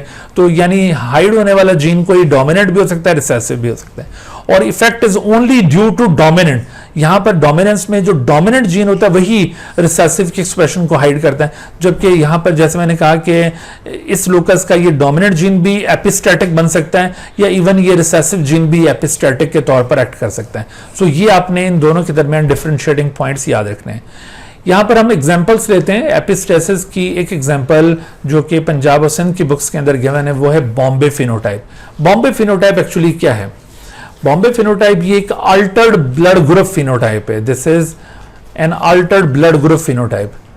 बॉम्बे इसको इस वजह से नाम दिया गया कि पहली बार ये केस बॉम्बे, जिसको आजकल मुंबई कहा जाता है, वहां पर ये रिपोर्ट हुआ था, तो इस वजह से इसका नाम बॉम्बे फिनोटाइप रख दिया गया। तो मैं आपको बता रहा था कि ये क्या चीज है। This is an Altered blood group phenotype. तो ये किस तरह की अल्टर्ड ब्लड ग्रुप फिनोटाइप है? दरअसल इस फिनोटाइप में होता यह है कि जो शख्स है वो फिनोटिपिकली ओ ब्लड ग्रुप के तौर पर एग्जिबिट हो रहा होगा या शो हो रहा होगा, यानी आप उसका ब्लड ग्रुप चेक करेंगे तो आपको पता चलेगा कि this person has O blood group. लेकिन जब आप उसका जीनोटाइप डिटरमिन करेंगे तो उसका blood group genotype, ABO blood group genotype O वाला नहीं होगा। आपको पता है कि ओ जो ग्रुप है, O group, it is determined by two recessive alleles. अगर ये स्मॉल आई रिसेसिव अलीज ये होमोजाइगस स्टेट में आ जाएं तो then O blood group will be determined. But the person having Bombay phenotype will show O blood group, लेकिन उसका genotype ओ blood group जैसा नहीं होगा, उसका जीनोटाइप ओ ब्लड ग्रुप से डिफरेंट होगा, लेकिन फिनोटिपिकली वो ओ नजर आ रहा है। ऐसे पर्सन को बॉम्बे फिनोटाइप कहा जाता है। जैसे मिसाल के तौर पर आप देखिए कि ये जो ए ब्लड ग्रुप है, आप देखिए यहाँ ए ब्लड ग्रुप, ए तब डिटरमिन होता है if A antigens are present on RBC. B blood group तब डिटरमिन होता है if B antigens are present on RBC. और ये ए बी तब होता है जब ये दोनों एंटीजेंस प्रेजेंट हों और ओ के ऊपर इस तरह की कोई एंटीजन मौजूद नहीं होती। लेकिन आप देखिए कि बॉम्बे फिनोटाइप में एंटीजेंस मौजूद होंगी but they will not be attach on the surface of RBC. इसी वजह से आरबीसी बगैर एंटीजन के नजर आएंगे और ब्लड ग्रुप फिनोटिपिकली ओ मिलेगा। तो ऐसा हो क्यों रहा है? दरअसल ऐसा इस वजह से हो रहा है कि यहां पर दो डिफरेंट लोसाई इंटरेक्ट कर रहे हैं। एक लोकस है, लोकस 1 आप इसको कह लें, ये एबीओ की लोकस है, ठीक है, एबीओ की लोकस है। यहाँ पर दूसरा जो लोकस इंटरेक्ट कर रहा है वो लोकस 2 है और ये एच लोकस कहलाता है, एच लोकस। असल में इस एच लोकस के ऊपर दो तरह के अलील्स मौजूद हैं, एक कैपिटल एच और दूसरा स्मॉल एच। कैपिटल एच ये असल में एक प्रिकर्सर सब्सटेंस फॉर्म करता है that is actually responsible for the attachment of antigen with the surface of RBC. यूं समझ लो कि ये जो आपको लाइन बीच में नजर आ रही है ना, this line is actually the H substance. H substance क्या है? ये एच सब्सटेंस एंटीजन के साथ अटैच करके उसके साथ कॉन्जुगेट होकर फिर एंटीजन को आरबीसी की सरफेस पर अटैच करवाता है। तो ये एच सब्सटेंस अगर एब्सेंट हो तो antigens will fail to attach on RBC. जैसा कि यहां पर आप देखिए कि यहां पर एच सब्सटेंस ना होने की वजह से antigens are fail to attach on RBC. तो एच सब्सटेंस ये कैपिटल एच से प्रोड्यूस हो रहा है और जबकि small H inhibit the H substance. ये क्या कर रहा है? इट प्रोड्यूस एच सब्सटेंस और जबकि ये क्या कर रहा है? It inhibits H substance. जब एच सब्सटेंस इनहिबिट होगा, एच सब्सटेंस अगर इनहिबिट होगा तो ऐसी सूरत में एंटीजेंस अटैच नहीं हो पाएंगे। यानी दूसरे लफ्जों में अगर ये स्मॉल एच जो कि रिसेसिव नेचर का जीन है अगर किसी इंडिविजुअल में मौजूद हुआ तो इसकी वजह से एबीओ सिस्टम के अलील्स अपनी एक्सप्रेशन नहीं दे पाएंगे। मिसाल के तौर पर इन तीनों केसेस में आपको चूंकि दिखाया है कि यहाँ पर एच सब्सटेंस पाया जाता है और एंटीजेंस अटैच हो रही हैं, तो इसका जो जीनोटाइप होगा एच लोकस पर वो क्या होगा? इसका जीनोटाइप कैपिटल एच हो सकता है या फिर कैपिटल एच स्मॉल एच हो सकता है। बिल्कुल इसी तरह से इसका भी कैपिटल एच या फिर कैपिटल एच स्मॉल एच हो सकता है। बिल्कुल इसी तरह से इसका भी आपको कैपिटल एच या कैपिटल एच स्मॉल एच मिलेगा। इवन ये ओ के अंदर भी ऐसा ही होगा, जो ट्रू ओ ब्लड ग्रुप रखने वाला इंडिविजुअल है इसमें भी ऐसा ही होगा। तो यहां पर आप देखिए जो ट्रू ओ ब्लड ग्रुप रखने वाला इंडिविजुअल है कैपिटल एच या कैपिटल एच स्मॉल एच, लेकिन ये बॉम्बे फिनोटाइप का इंडिविजुअल इसके पास स्मॉल एच जीनोटाइप होगा। तो स्मॉल एच की वजह से इसका जो एबीओ सिस्टम का जीनोटाइप है वो एक्सप्रेस करने में फेल हो गया। जैसे यहां पर आपको सिर्फ ए एंटीजेंस नजर आ रही हैं तो इसका मतलब है एबीओ सिस्टम का जीनोटाइप या तो इसके अंदर कैपिटल ये आई ए पर मुश्तमिल है ऐसे करके, या फिर ये आई स्मॉल आई पे मुश्तमिल होगा। तो स्मॉल एच की वजह से ये एबीओ का जीन एक्सप्रेस नहीं कर पा रहा। इसका मतलब है कि small H becomes the epistatic in nature. जो जीन इस तरह से दूसरे की एक्सप्रेशन को हाइड करे इस केस में उसको एपिस्टैटिक कहते हैं। तो ये एपिस्टेसिस कॉज कर रहा है स्मॉल एच, इस वजह से ये एपिस्टैटिक जीन है। और जो जीन हाइड हो रहा हो उसको हाइपोस्टैटिक कहते हैं। तो ये इस वक्त एबीओ जीन हाइपोस्टैटिक के तौर पर बिहेव कर रहे हैं, हाइपोस्टैटिक, और जबकि small H behaves like epistatic gene. Epistatic gene. ठीक हो गया। और यहां पर जो एपिस्टेटिक जीन है वो खुद क्या नेचर रखता है अपने लोकस के ऊपर, ये स्मॉल एच की नेचर क्या है, small H is recessive gene. इस वजह से ये किस किस्म की एपिस्टेसिस है, दिस इज रिसेसिव एपिस्टेसिस। तो Bombay phenotype is the case of recessive epistasis, ये बात याद रहनी चाहिए आपको। ठीक है। इसके अलावा आप देखिए ये बॉम्बे फिनोटाइप में और ये ओ ब्लड ग्रुप में कहां कहां पर डिफर कर रहा है ये दोनों, तो ये आप इस टेबल से इन डिफरेंसेस को आइडेंटिफाई कर सकते हैं। अच्छा, एक और एग्जांपल लेते हैं हम यहाँ पर एपिस्टेसिस की, वो है coat colour of Labrador retriever. ये एक डॉग की किस्म है लैब्राडोर। तो लैब्राडोर, इसमें 3 किस्म के कोट कलर्स आपको नजर आते हैं, स्किन कलर्स। एक बिल्कुल ब्लैक कलर होगा, एक ये चॉकलेटी ब्राउन कलर होगा, और तीसरा एक येलो कलर है। तो यहाँ पर भी एक्चुअली 2 लोसाई इन्वॉल्व हैं, एक है लोकस 1 और दूसरा लोकस 2। 2 loci are involve. इसमें देखो जो लोकस 1 है ना, लोकस 1 के ऊपर 2 किस्म के जीन्स हैं, जैसे एक को हम कैपिटल बी और दूसरे को स्मॉल बी से रिप्रेजेंट करें। कैपिटल बी फॉर ब्लैक, ये ब्लैक फिनोटाइप को कंट्रोल कर रहा है, और इसकी रिसेसिव फॉर्म है स्मॉल बी विच कंट्रोल्स चॉकलेटी ब्राउन कलर। ये चॉकलेट कलर या ब्राउन कलर को ये कंट्रोल कर रहा है। ठीक हो गया। अच्छा, तो इस लिहाज से तो अगर आप देखें तो यहाँ पर जो जीनोटाइप्स पॉसिबल हैं वो क्या हैं, कैपिटल बी यानी ब्लैक। अच्छा, कैपिटल बी स्मॉल बी यानी ब्लैक, क्योंकि capital B is dominant over small B, और जिस इंडिविजुअल में स्मॉल बी होगा तो उसका चॉकलेटी ब्राउन कलर आना चाहिए। लेकिन इधर दूसरा जो लोकस है ना वो इसके साथ इंटरफेयर करेगा। वो क्या, दूसरे लोकस के ऊपर 2 किस्म के अलील्स हैं, एक को हमने कैपिटल ई के साथ रिप्रेजेंट किया और दूसरे को स्मॉल ई के साथ। यहां पर याद रखो कि ये जो कैपिटल ई है, कैपिटल ई ये इंटरफेयर नहीं करेगा इसके साथ, ये नॉन एपिस्टेटिक है, नॉन एपिस्टेटिक। यूं समझ लें कि कैपिटल ई ने इनको इंटरफेयर नहीं करना, लेकिन small E is an epistatic, ये एक एपिस्टेटिक जीन है, और ये खुद रिसेसिव नेचर का, याद रहे ये खुद रिसेसिव नेचर का है। अगर किसी भी इंडिविजुअल में स्मॉल ई ये रिसेसिव जीनोटाइप अगर आ जाए तो ऐसी सूरत में इसने ये दूसरे लोकस के जीनोटाइप को इनहिबिट कर देना है, और जब उसको इनहिबिट करेगा तो कलर फिर ब्लैक या ब्राउन के बजाय ये स्मॉल ई का कलर आ जाएगा, that is yellow colour will be develop. लेकिन अगर ये कैपिटल ई जीन मौजूद है, इवन हेट्रोजाइगस स्टेट में मौजूद है जैसे ये, तो ऐसी सूरत में ये दूसरा जो पहले वाला लोकस था वो इंटरफेयर नहीं हो रहा होगा और वो अपनी नॉर्मल एक्सप्रेशन देगा। तो आप देखिए ये individual capital B small B की वजह से ये ब्लैक और कैपिटल ई यहां पर मौजूद है, तो कोई इंटरफेरेंस नहीं होनी, तो ये ब्लैक लैब्राडोर है, ये भी एक ब्लैक लैब्राडोर है। 2 ब्लैक लैब्राडोर को यूं क्रॉस किया जाए तो ऐसी सूरत में आपके पास अब ब्लैक कलर भी अपीयर होगा, इनके अंदर चॉकलेटी कलर भी अपीयर होगा, इवन ये कुछ इस तरह से येलो कलर के इंडिविजुअल्स भी अपीयर होंगे।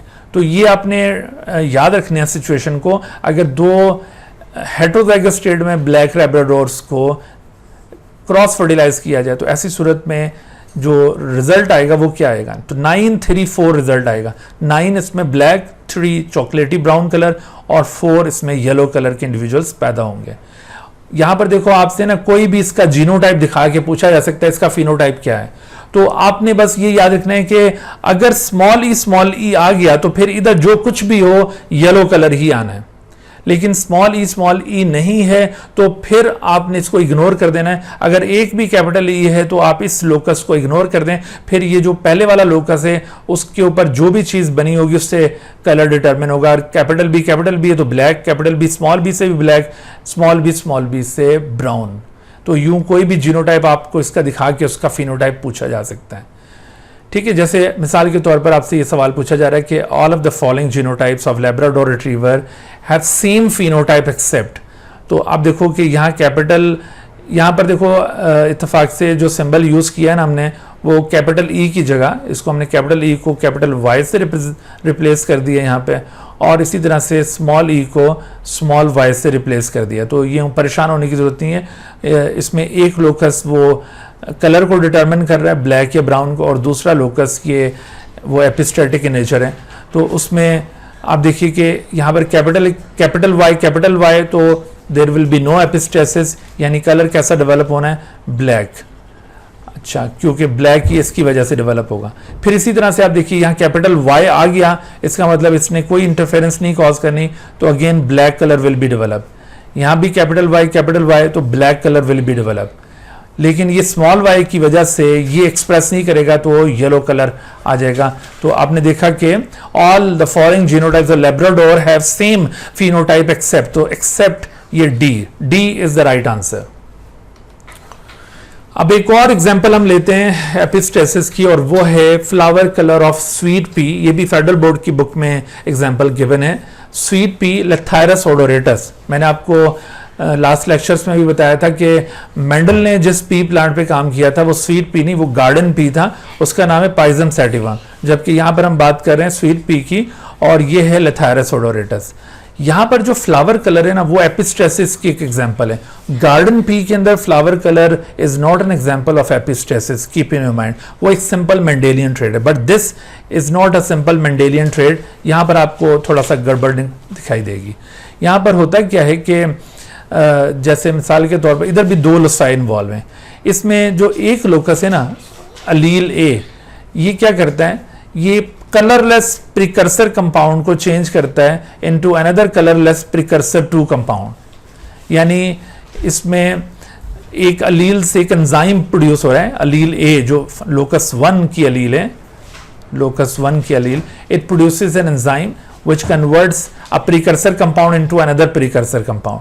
उसके बाद ये जो अलील 2 है, अलील 2 जो कि दूसरे लोकस के ऊपर, ये लोकस 1 था, दिस इज अनदर लोकस 2। तो लोकस 2 का अलील ये इस कलरलेस प्रिकर्सर कंपाउंड को, जो कि कलरलेस प्रिकर्सर कंपाउंड 2 इसको कन्वर्ट करेगा into a purple colour pigment that is called anthocyanin. ये चीज एंथोसायनिन कहलाती है। तो एंथोसायनिन की प्रोडक्शन आफ्टर 2 रिएक्शंस यहां परफॉर्म होगी, और 2 रिएक्शन में 2 एंजाइम्स इन्वॉल्व हो रहे हैं। Each enzyme is produced by separate gene locus. ठीक हो गया। अच्छा, तो अब देखो दोनों लोसाई के ऊपर ना यहां पर 2 तरह के जीन्स मौजूद हैं। वो 2 तरह के जीन्स कौन से हैं? उनमें से एक जीन है, जैसे सपोज कर लो इसको हम ए और इसको स्मॉल ए कह रहे हैं, और इधर भी 2 तरह के हैं, एक कैपिटल बी और दूसरा स्मॉल बी। अच्छा, ये प्रोड्यूस करता है एंजाइम ए को। सपोज एंजाइम ए ये इस रिएक्शन में इन्वॉल्व हो रहा है, इट प्रोड्यूसेस एंजाइम ए, और ये एंजाइम ए को प्रोड्यूस नहीं करता। ठीक है, it does not produce enzyme A, इसने एंजाइम ए को प्रोड्यूस नहीं करना, इसने प्रोड्यूस करना है। और सेम केस यहां पर है, ये capital B, it produces enzyme B जो कि ये सेकंड रिएक्शन में इन्वॉल्व हो रहा है, बट ये जो है it does not produce enzyme B.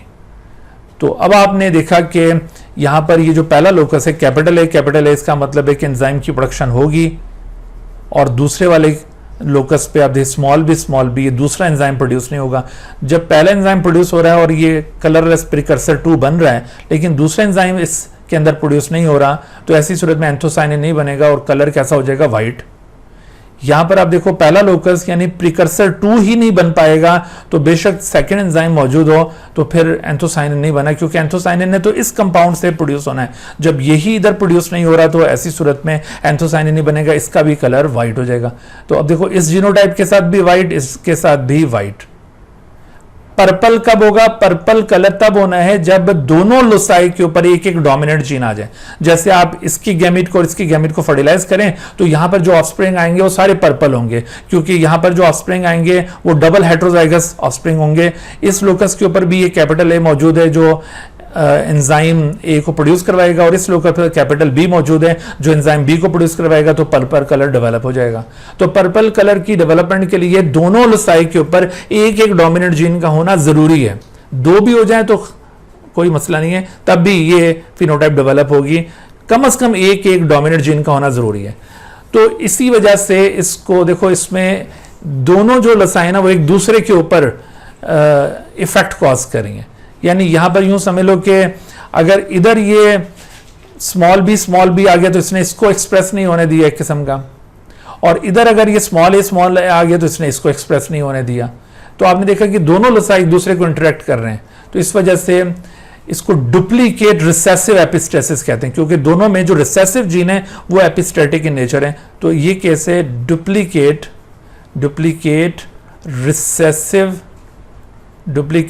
Recessive epistasis. तो this is the case of duplicate recessive epistasis, या फिर इसको कॉम्प्लीमेंट्री जीन इंटरेक्शन भी कहा जाता है। कॉम्प्लीमेंट्री जीन इंटरेक्शन, वो क्यों कॉम्प्लीमेंट्री जीन इंटरेक्शन क्यों? क्योंकि दरअसल ये दोनों लसाई के जो डोमिनेंट जीन है एक दूसरे को कॉम्प्लीमेंट कर रहे हैं, कि जब तक दोनों लसाई के ऊपर एक एक डोमिनेंट जीन ना हो तब तक ये फिनोटाइप डेवलप नहीं होती। तो इस वजह से ये कॉम्प्लीमेंट्री जीन इंटरेक्शन की किस्म भी है, कॉम्प्लीमेंट्री जीन इंटरेक्शन, और ये डुप्लीकेट रिसेसिव एपिस्टेसिस की किस्म भी है। तो आपने ये दोनों टर्म्स यहां पे याद रखनी है। अब आप इस पर्पल इंडिविजुअल को, पर्पल फ्लावर इंडिविजुअल को जो हेट्रोजाइगस है, इसको इसके साथ अगर क्रॉस फर्टिलाइज करते हैं तो ऐसी सूरत में आपके पास जो ऑफस्प्रिंग्स आएंगे, तो इन ऑफस्प्रिंग्स में देखें, यानी ये P1 जनरेशन थी, ये F1 और ये F2 जनरेशन में आपके पास जो रेशो आएगा वो रेशो क्या होगा? वो रेशो होगा 9:7, यानी 9 इसमें पर्पल पैदा होंगे और 7 इसके अंदर व्हाइट पैदा होंगे। तो 9:7 यहां पे डेवलप होना है। व्हाइट के जीनोटाइप्स ये हो सकते हैं, और पर्पल में आप देखिए कोई दोनों लसाई में एक एक कम से कम डोमिनेंट जीन मौजूद होगा तो वो पर्पल हो जाएगा। तो आपको ना सिर्फ यहां पर ये वाली बातें याद रखनी है, बल्कि इसके अलावा आपको ना कोई भी इनमें से कोई जीनोटाइप दिखाया जा सकता है और आपने गेस करना है कि ये पर्पल है या व्हाइट फ्लावर प्लांट है। और बहुत ही आसान है, अगर दोनों लसाई के ऊपर कम से कम एक डोमिनेंट जीन है तो पर्पल है, और अगर किसी भी एक लोकस पर दोनों के दोनों रिसेसिव जीन आ गए तो वो व्हाइट हो जाना है। जैसे कि आप देखिए ये व्हाइट है, ये व्हाइट है, ये व्हाइट है, ये व्हाइट है, ये व्हाइट है, ये व्हाइट है, तो इनको आप पहचानिए। इस तरह से देखो यहां से क्वेश्चंस पूछे जा सकते हैं। अच्छा, अब एक और बड़े अहम टॉपिक की तरफ हम बढ़ते हैं, gene linkage and crossing over. ये पीएमसी सिलेबस के अंदर डायरेक्टली गिवन है और बहुत ही अहम टॉपिक है। इसमें से बड़े कॉन्सेप्चुअल क्वेश्चंस अराइज होते हैं। जीन लिंकेज किसे कहते हैं? देखो, जीन लिंकेज का मतलब होता है presence of more than one genes on the same chromosome. देखो ये क्रोमोसोम है, इस क्रोमोसोम के ऊपर यहाँ पर कोई जीन मौजूद है, और यहाँ पर भी कोई जीन मौजूद है, यहाँ पर भी कोई जीन मौजूद है, तो ये तीनों ये लिंक्ड जीन्स कहलाएंगे। तो एक से ज्यादा जीन्स का एक ही क्रोमोसोम के ऊपर पाया जाना लिंकेज कहलाता है, इसको कहते हैं जीन लिंकेज। और आप देखिए कि इसका होमोलोगस पार्टनर क्रोमोसोम ये आपके सामने ड्रॉ किया है, और हो सकता है कि यहाँ पर स्मॉल ए और यहाँ पर स्मॉल बी और यहाँ पर स्मॉल सी हो। तो कैपिटल ए और small A are not linked because they are present on different chromosome, ये लिंक्ड नहीं है, सही। कैपिटल बी और स्मॉल बी भी लिंक्ड नहीं है। अच्छा, क्या हम स्मॉल ए और कैपिटल बी को लिंक्ड कह सकते हैं? इनको भी नहीं कह सकते। यानी the genes present on the same chromosome are called linked genes, और इनकी प्रेजेंस को जीन लिंकेज कहा जाता है। ठीक है, इनकी इस प्रेजेंस को जीन लिंकेज कहा जाएगा और इन तमाम जीन्स को लिंक्ड जीन्स कहा जाएगा। जैसा कि ये ऑब्जर्व किया लिंक्ड जीन्स के हवाले से, जो पहली बार फेनोमेना रिपोर्ट किया वो मॉर्गन ने किया था। मॉर्गन ने एक एक्सपेरिमेंट के अंदर ये ऑब्जर्व किया, इस तरह से देखो ये मॉर्गन का एक्सपेरिमेंट आपको दिखाया। इसमें देखो long wing broad abdomen individual cross किया गया है vestigial wing narrow abdomen individual के साथ। मॉर्गन ने ड्रोसोफिला के ऊपर काम किया था, तो ये ड्रोसोफिला के ट्रेट्स हैं, लॉन्ग विंग और वेस्टिजियल विंग। विंग शेप का ट्रेट है, विंग शेप, और ब्रॉड एब्डोमेन नैरो एब्डोमेन ये एब्डोमिनल शेप का ट्रेट है। ठीक है, तो इसमें आपको दोनों ट्रेड की अल्टरनेटिव फॉर्म्स नजर आ रही हैं। ये लॉन्ग विंग ब्रॉड एब्डोमेन ये ट्रू ब्रीड था, होमोजाइगस था। ये vestigial wing narrow abdomen true breed था, होमोजाइगस था। When both were cross fertilized, तो ऐसी सूरत में जो F1 इंडिविजुअल्स पैदा हुए वो लॉन्ग विंग ब्रॉड एब्डोमेन थे। एज यूजुअल, जैसा कि नॉर्मली जो डोमिनेंट फिनोटाइप है वो F1 में इनहेरिट होती है, तो लॉन्ग विंग वेस्टिजियल विंग पर डोमिनेंट है और ब्रॉड एब्डोमेन ये नैरो एब्डोमेन पर डोमिनेंट है। ठीक है, ये Vg प्लस यहाँ पर सिंबल यूज किया गया है और यहाँ पर Vg और यहाँ पर ये A और स्मॉल a, इस तरह से ये सिंबल्स यूज किए गए। ठीक हो गया। तो जो डोमिनेंट फिनोटाइप है वो F1 में इनहेरिट हो रही है, ये कोई ऐसी अनोखी बात नहीं है। ऐसा नॉर्मली होता है कि जब भी इस तरह से आप एक डाई हाइब्रिड क्रॉस परफॉर्म करते हैं, ये एक टिपिकल डाई हाइब्रिड क्रॉस है और इस तरह के क्रॉस के अंदर F1 के अंदर सिर्फ डोमिनेंट कॉम्बिनेशन इनहेरिट होता है और उसके बाद फिर इसने ये F1 की पॉपुलेशन में से 2 मेल और फीमेल इंडिविजुअल्स को चूज किया जिनका long wing broad abdomen phenotype था और इनको क्रॉस फर्टिलाइज किया। यानी एक किस्म का ये वो सेल्फ फर्टिलाइजेशन हो रही है, जैसे हम प्लांट्स में इधर सेल्फ फर्टिलाइजेशन करते हैं ना F1 में और फिर F2 ऑब्टेन करते हैं। तो एनिमल्स में चूंकि सेक्सेस सेपरेट है तो यहाँ पर यूं वैसे तो सेल्फ फर्टिलाइजेशन पॉसिबल ही है, लेकिन हम सेम फिनोटाइप रखने वाले इंडिविजुअल्स को अगर क्रॉस फर्टिलाइज करें तो ये किस्म की सेल्फ फर्टिलाइजेशन हो जाएगी। अब इनको जब इस तरह से क्रॉस करवाया गया तो ऐसी सूरत में यहाँ पर F2 जनरेशन में जो इंडिविजुअल्स अपीयर हुए, होना तो ये चाहिए था कि चूंकि ये डाई हाइब्रिड क्रॉस है तो यहाँ पर 9331 रेशो आता जैसा कि नॉर्मली डाई हाइब्रिड क्रॉस में होता है, लेकिन यहाँ पर ऐसा नहीं हुआ। यहाँ पर इंस्टेड ऑफ दैट 9331 रेशो, यहाँ पर वो जो मोनो हाइब्रिड क्रॉस वाला रेशो होता है 3:1 वो अपीयर हुआ। यानी 75% ये जो डोमिनेंट कॉम्बिनेशन थी लॉन्ग विंग ब्रॉड एब्डोमेन ये पैदा हुई 3/4 और 25% ये वेस्टिजियल विंग नैरो एब्डोमेन ये पैदा हुआ है। इसका मतलब है दोनों सिर्फ पेरेंटल कॉम्बिनेशंस पैदा हो रहे हैं, वो जो रिकॉम्बिनेंट टाइप्स होते हैं ना डायहाइब्रिड क्रॉस में वो बिल्कुल प्रोड्यूस नहीं हुए। तो मॉर्गन बड़ा सरप्राइज हुआ कि आखिर क्या वजह है। नॉर्मली तो ऐसा होता है कि जब भी डायहाइब्रिड क्रॉस परफॉर्म किया जाए तो पेरेंटल टाइप्स के साथ रिकॉम्बिनेंट टाइप्स भी पैदा होते हैं और 9331 वाला रेशो बनता है, लेकिन यहां क्या हो रहा है। तो मॉर्गन ने आखिरकार यहां पर अंदाजा लगाया कि यहां इंडिपेंडेंट असॉर्टमेंट नहीं हो रही। इंडिपेंडेंट असॉर्टमेंट ना होने की वजह से ऐसा हो रहा है, क्योंकि अगर इंडिपेंडेंट असॉर्टमेंट हो जाती इन ट्रेड्स के जीन्स के दरमियान तो फिर तो यहां 9331 आना चाहिए था। तो इसका मतलब है कि इंडिपेंडेंट असॉर्टमेंट नहीं हो रही, और अगर इंडिपेंडेंट असॉर्टमेंट नहीं हो रही तो वजह क्या होगी।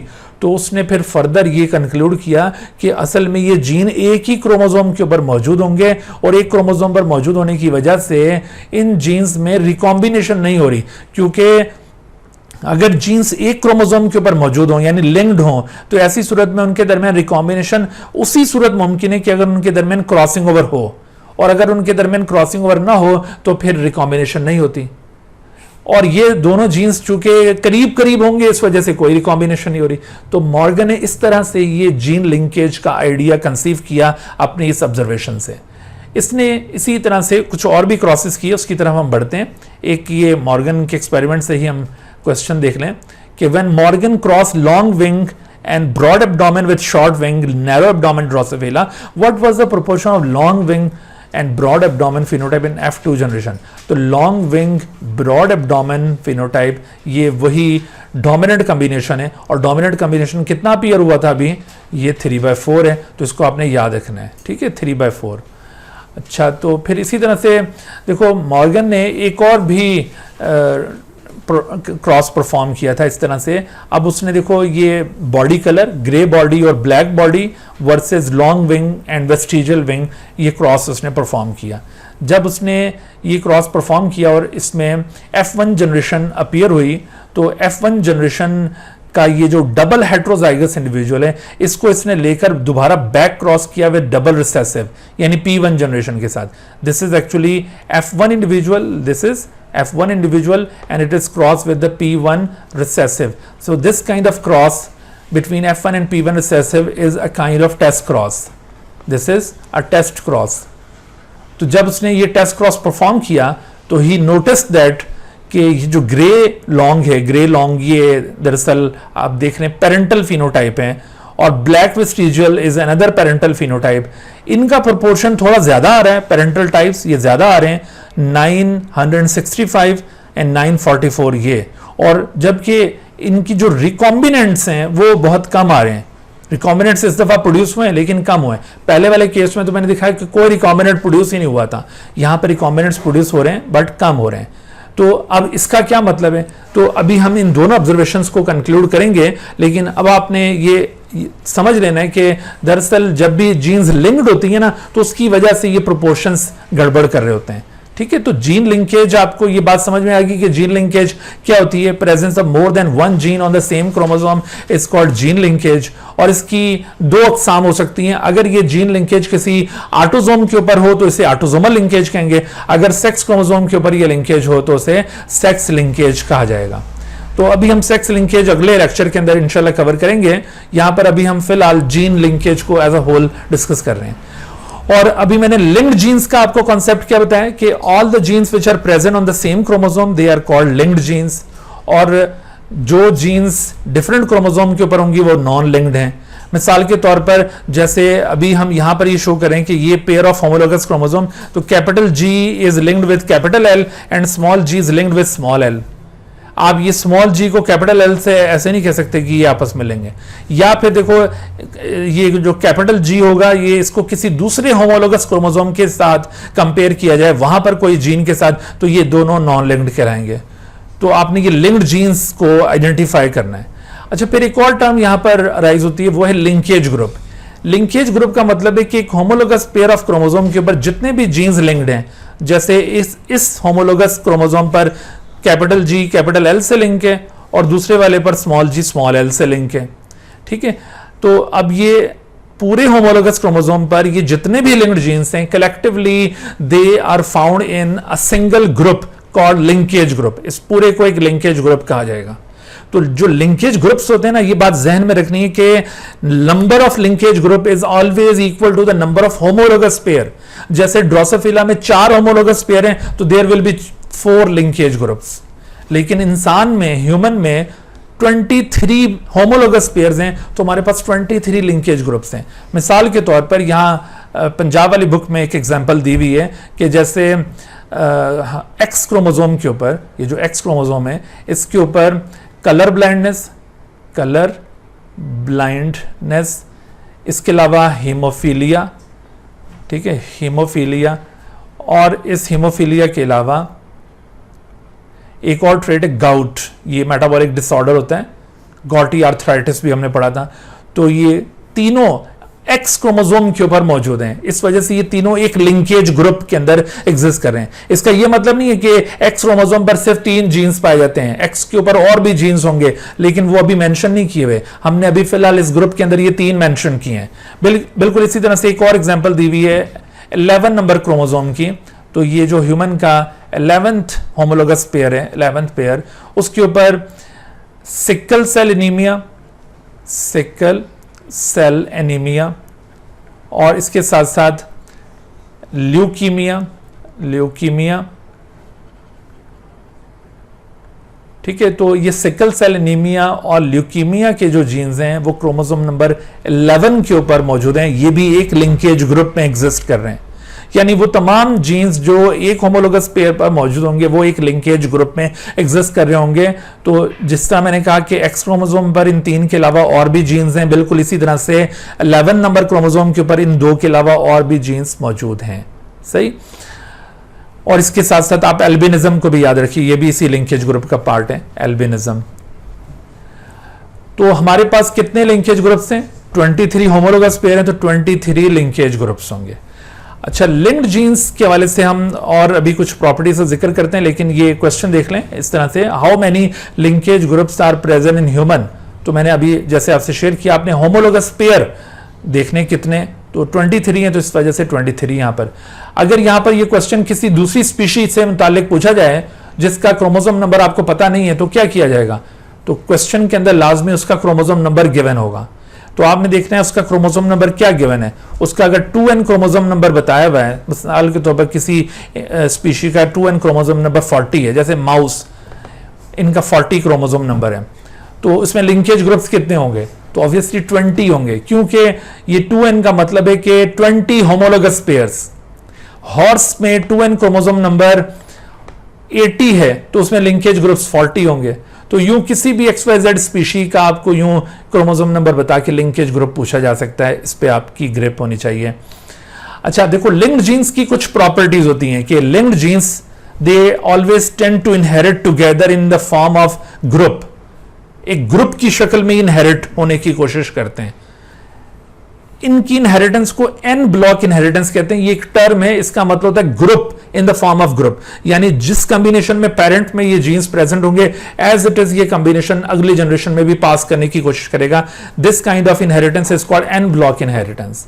तो ये एन ब्लॉक इनहेरिटेंस शो कर रहे होते हैं। फिर इसी तरह से आप देखिए कि यूजुअली शो नो रिकॉम्बिनेशन, इनमें रिकॉम्बिनेशन नजर नहीं आएगी लिंकेज के केस में, या यूं समझ लें कि लेस रिकॉम्बिनेशन ये शो करेंगे, यूजुअली शो नो और लेस रिकॉम्बिनेशंस। अच्छा, और दूसरा फिर आप देखो they do not follow the law of independent assortment. देखो जो इंडिपेंडेंट असॉर्टमेंट हमने लास्ट लेक्चर्स में डिस्कस किया था, उसकी मैंने आपको कहा था कि लिमिटेशन में आगे चल के बताऊंगा। उसकी लिमिटेशन यही है कि जो लिंक्ड जीन्स होते हैं वो इंडिपेंडेंटली असॉर्ट नहीं करते। लिंक्ड जीन इंडिपेंडेंटली असॉर्ट करेंगे अगर उनके दरमियान एक फैक्टर इन्फ्लुएंस करे। वो फैक्टर क्या है? वो है क्रॉसिंग ओवर। अगर उनके दरमियान क्रॉसिंग ओवर हो जाए तो फिर इंडिपेंडेंट असॉर्टमेंट होगी, अदरवाइज नहीं। लेकिन जो नॉन लिंक्ड जीन्स होते हैं वो तो इंडिपेंडेंटली असॉर्ट करते ही हैं।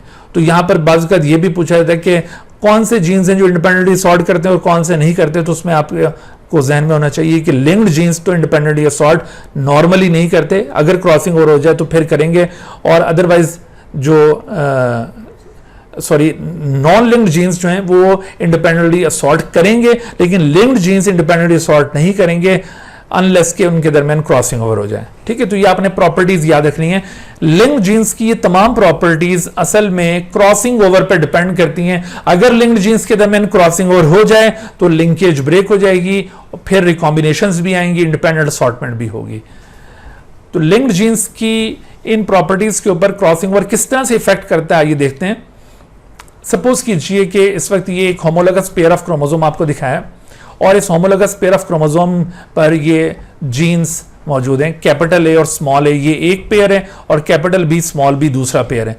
ये चूंकि दो सिस्टर क्रोमेटिड्स हैं ना, ये बिल्कुल 100% आइडेंटिकल होंगे, और ये दो सिस्टर क्रोमेटिड एक दूसरे के साथ 100% आइडेंटिकल होंगे। सही, तो ये एक होमोलोगस पेयर ऑफ क्रोमोसोम पर आपको ये जीन्स प्लेस करके दिखाया।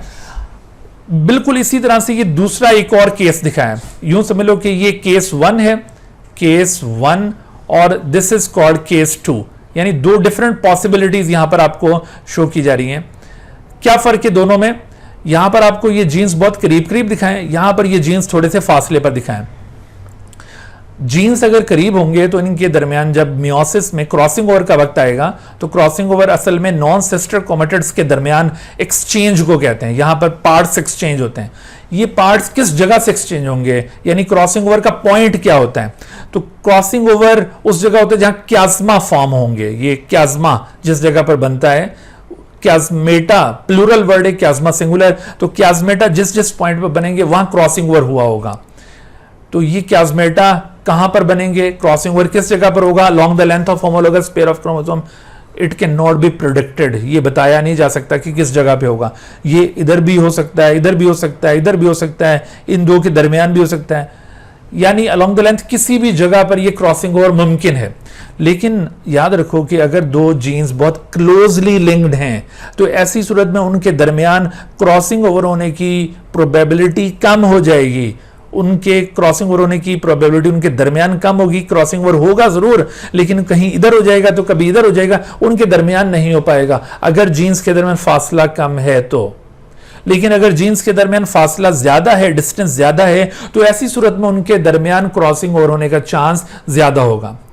ये बिल्कुल ऐसे ही है जैसे मिसाल के तौर पर मैं आपसे कहता हूं कि भाई ये चेयर्स रखी हुई हैं, सपोज ये चेयर्स हैं, ठीक है, ये टोटल हमने यहां पर 5 चेयर्स अरेंज कर दी हैं। तो अब ये 2 चेयर्स के ऊपर ना ऑक्यूपाइड हैं, ये भी ऑक्यूपाइड है, ये भी ऑक्यूपाइड है, 2 कॉर्नर वाली चेयर्स। अगर कोई तीसरा शख्स दरमियान में आकर बैठना चाहे तो उसके पास चांस है यहां पर बैठने का, बिल्कुल चांस है। अभी 3 सीट्स खाली हैं तो किसी पर भी वो बैठ सकता है।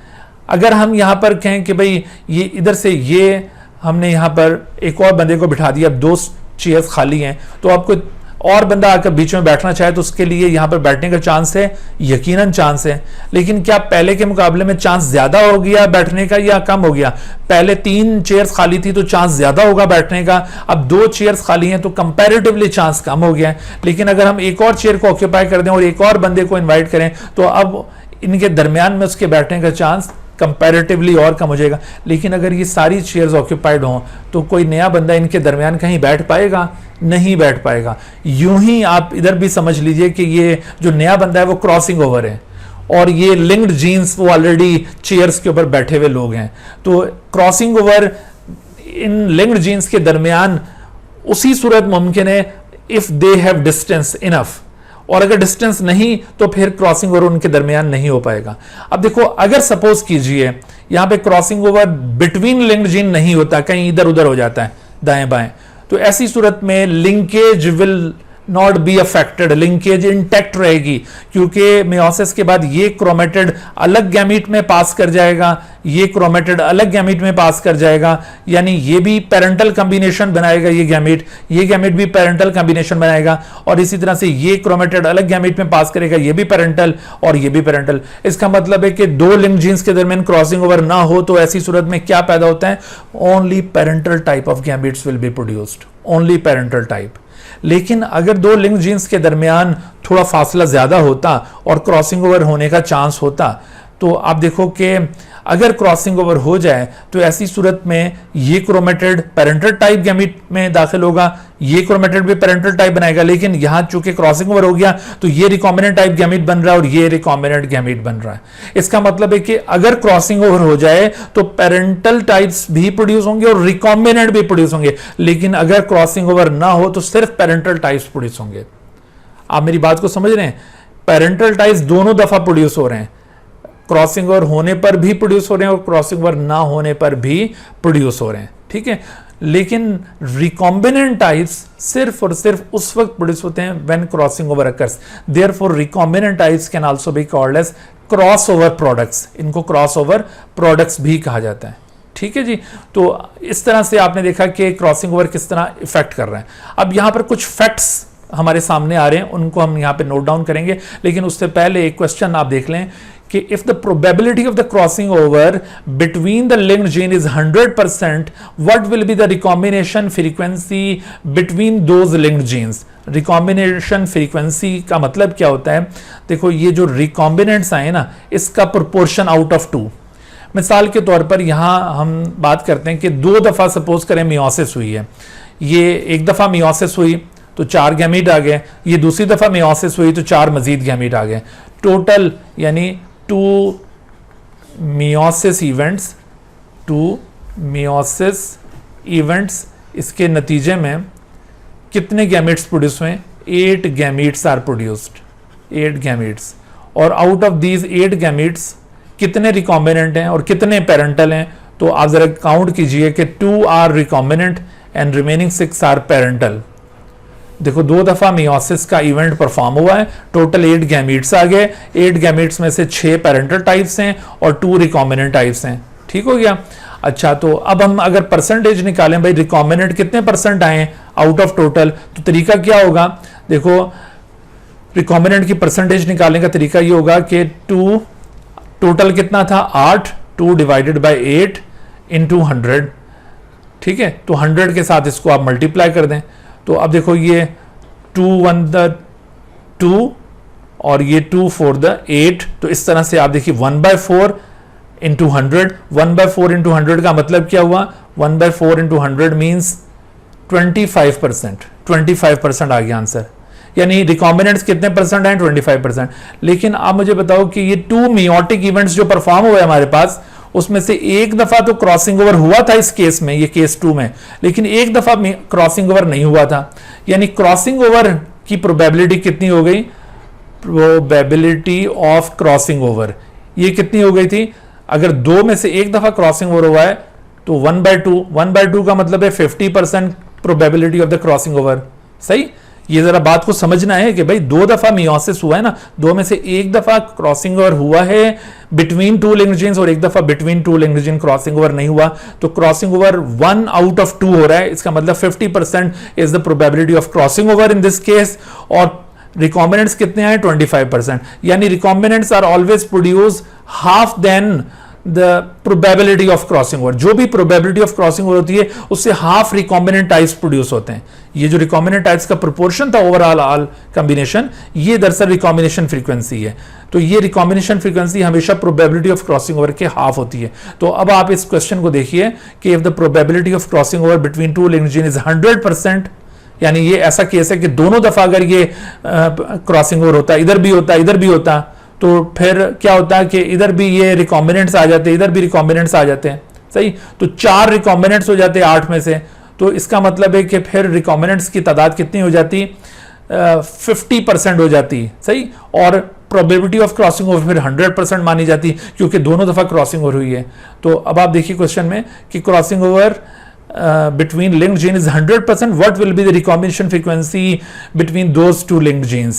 तो equal to the probability of crossing over तो कभी भी नहीं होगा, half of the probability of crossing over, यकीनन ये राइट आंसर है। 1/4 भी गलत है, कैन नॉट बी प्रेडिक्टेड भी गलत है, तो B is the right answer in this case.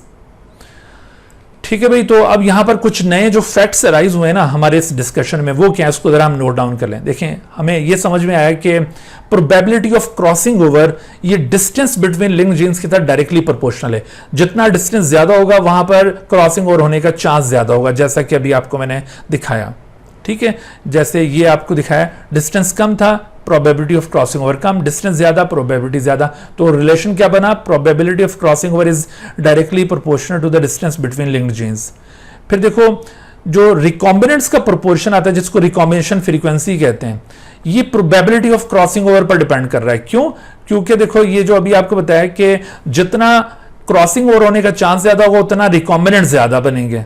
तो इसी वजह से ये रिलेशन बना है कि proportion of recombinants, that is recombination frequency, is also directly proportion to the probability of the crossing over. तो अब आप देखिए, ये डिस्टेंस और फिर रिकॉम्बिनेशन फ्रीक्वेंसी के दरमियान क्या रिलेशन बनेगा, तो proportion of recombinants is directly proportional to the distance between linked gene. यानी आप ये जहन में बिठा लो कि अगर दो लिंक्ड जीन्स करीब करीब हैं तो रिकॉम्बिनेशन फ्रीक्वेंसी कम होगी, दो लिंक्ड जीन्स दूर दूर हैं तो रिकॉम्बिनेशन फ्रीक्वेंसी ज्यादा आएगी। ठीक हो गया। अच्छा, फिर आखिरी बात क्या है कि ये जो रिकॉम्बिनेशन फ्रीक्वेंसी होती है ना, this recombination frequency is actually used to map out the genes along the length of chromosome. ठीक है, और 1% recombination frequency is suppose to be equal to 1 map unit. एक मैप यूनिट के बराबर इसको समझा जाता है, या इन मैप यूनिट को सेंटीमॉर्गन भी कहते हैं। ये मैप यूनिट या सेंटीमॉर्गन ये आर्बिट्ररी यूनिट्स होते हैं, आर्बिट्ररी, यानी ये सपोज्ड हैं, ये कोई ऐसे फिजिकल यूनिट्स के साथ कंपैटिबल नहीं है कि ये 1 नैनोमीटर के इक्वल है या 1 माइक्रोमीटर, ऐसे नहीं है। These are supposed unit, arbitrary unit, but they are equal to 1% recombination frequency. जैसे 1% रिकॉम्बिनेशन फ्रीक्वेंसी है 1 मैप यूनिट, 2% है तो 2 मैप यूनिट। सपोज कीजिए कि अगर दो जीन्स हैं ए और बी, उनके दरमियान 20% रिकॉम्बिनेशन फ्रीक्वेंसी है, मतलब 20 मैप यूनिट का फासला है। बी और सी के दरमियान 15% रिकॉम्बिनेशन फ्रीक्वेंसी है, मतलब 15 मैप यूनिट का फासला है। और सी और ए के दरमियान 5% रिकॉम्बिनेशन फ्रीक्वेंसी है, यानी 5 मैप यूनिट का फासला है। तो अब आप देखिए कि ये तीन जीन्स किस तरतीब से मौजूद होंगे। तो देखो, ये ए और ये बी, इनके दरमियान 20 मैप यूनिट का डिस्टेंस, और उसके बाद फिर देखो ये सी, ये बी के इस तरफ भी हो सकता था और बी के इस तरफ भी। अगर हम सी को बी के इस तरफ रखते हैं 15 मैप यूनिट के फासले पर, फिर ए और सी के दरमियान 20 + 15 35 होना चाहिए था, जबकि ए और सी के दरमियान 5 है। तो इसका मतलब है कि सी की पोजीशन ए और बी के कहीं दरमियान में आएगी।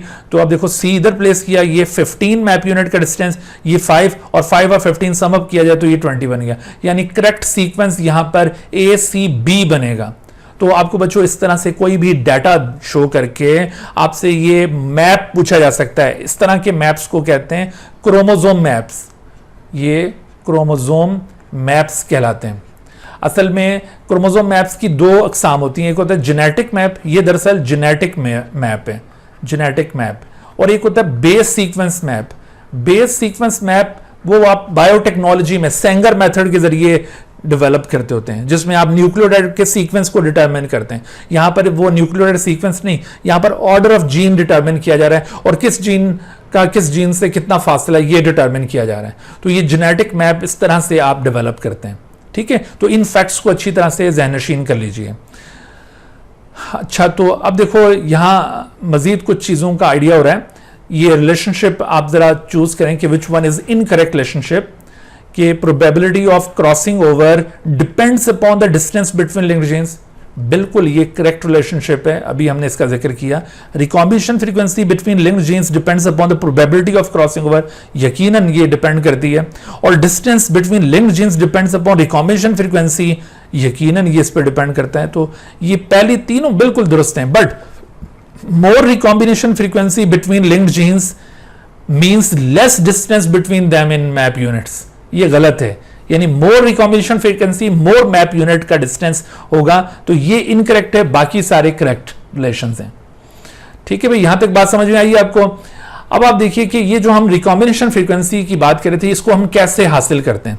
Recombination frequency is equal to recombinant types divided by sum of all combination into 100।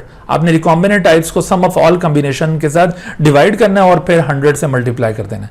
लेकिन इसके लिए हमें ये डाटा लेने के लिए एक लिंकेज टेस्ट क्रॉस की जरूरत पड़ती है।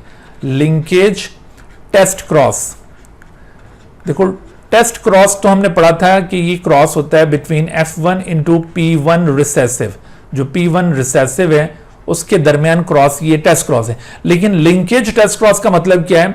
अगर आप ये दो लिंक्ड जीन्स के लिए ये टेस्ट क्रॉस परफॉर्म कर रहे हैं तो ऐसी सूरत में वो लिंकेज टेस्ट क्रॉस होगा। अच्छा, हमें पता कैसे चलेगा कि जीन्स लिंक्ड हैं या नहीं? ये चले मैं भी आगे चलकर अभी बताता हूं आपको, ठीक है, कि हमें पता कैसे चलेगा कि whether these two genes are linked और नॉट।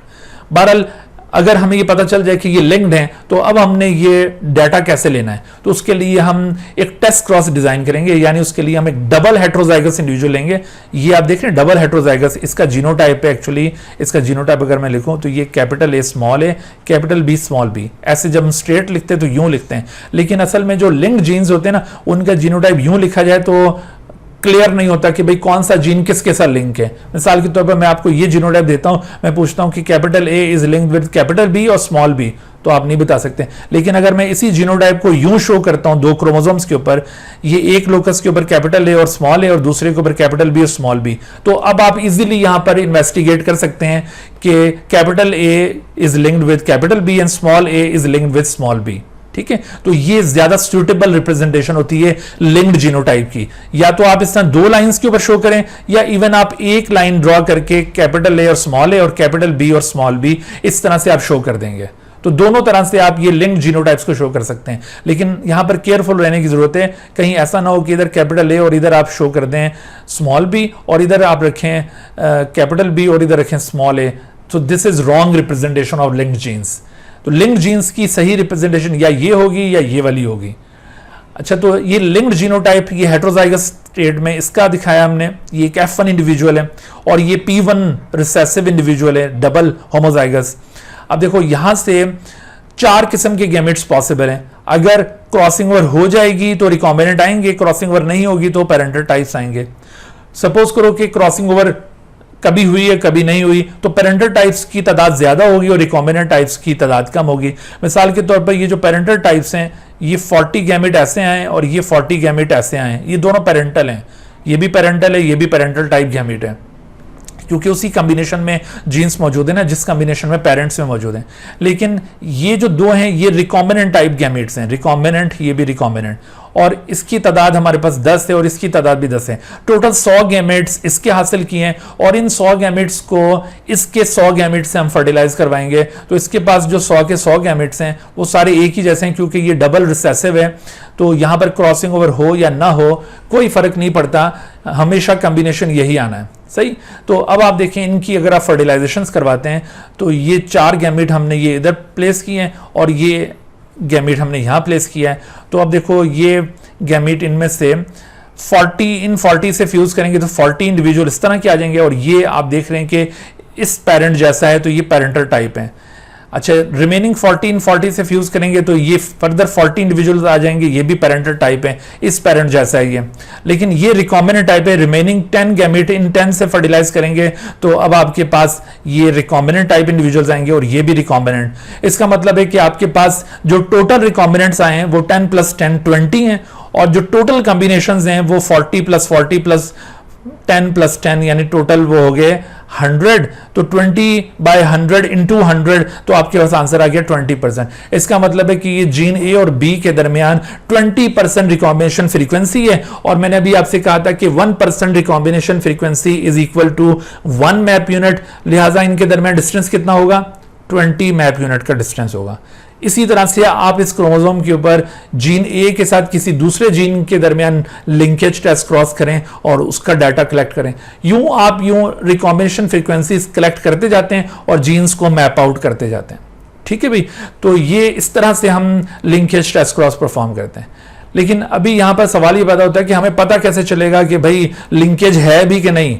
तो इसको पता चलाने के लिए देखते हैं इस क्वेश्चन को कि if you perform test cross for 2 genes and you find out 100% parental types individuals in the offspring, recombinant कोई है ही नहीं, आपने 2 जीन्स के लिए टेस्ट क्रॉस परफॉर्म किया जैसे अभी दिखाया आपको, और कोई रिकॉम्बिनेंट पैदा नहीं हो रहा, तो what will you conclude about linkage of those 2 genes. तो देखो, the genes are partially linked या जीन्स आर टाइटली लिंक्ड या there is no linkage between them या can not be predicted about their linkage. तो can not वाला तो answer possible ही नहीं है। और यहां पर पार्शियल और टाइटली में फर्क ये होता है कि अगर तो बेटे यहां पर पेरेंटल टाइप के साथ कुछ रिकॉम्बिनेंट टाइप आ जाते तो फिर तो हम कहते हैं पार्शियल लिंकेज है, लेकिन चूंकि रिकॉम्बिनेंट टाइप बिल्कुल नहीं आए तो इसका मतलब है कि देयर इज टाइट लिंकेज। इस तरह हमें पता चलता है कि 2 जीन्स के लिए हमने टेस्ट क्रॉस किया, सारे पेरेंटल टाइप आए तो हमने कहा कि इधर टाइट लिंकेज है। ओके, तो ऐसी सूरत में उनके दरमियान डिस्टेंस कितना होगा, उनके दरमियान डिस्टेंस 0, क्योंकि रिकॉम्बिनेशन फ्रीक्वेंसी 0। तो ऐसी सूरत में 0 डिस्टेंस आएगा, यानी बहुत टाइटली लिंक्ड है, एक दूसरे से जुड़े में, उनमें रिकॉम्बिनेशन आ ही नहीं रही। तो यहां पर राइट आंसर बी आएगा। फिर दूसरी पॉसिबिलिटी कि if you perform the test cross for 2 genes and you find out 100% recombinant type individuals in the offspring. अब पेरेंटल टाइप कोई प्रोड्यूस नहीं हुआ, सिर्फ रिकॉम्बिनेंट आए हैं, ऐसा भी पॉसिबल है। ठीक है, ऐसा भी पॉसिबल है कि सिर्फ रिकॉम्बिनेंट आए और पेरेंटल बिल्कुल ना आए।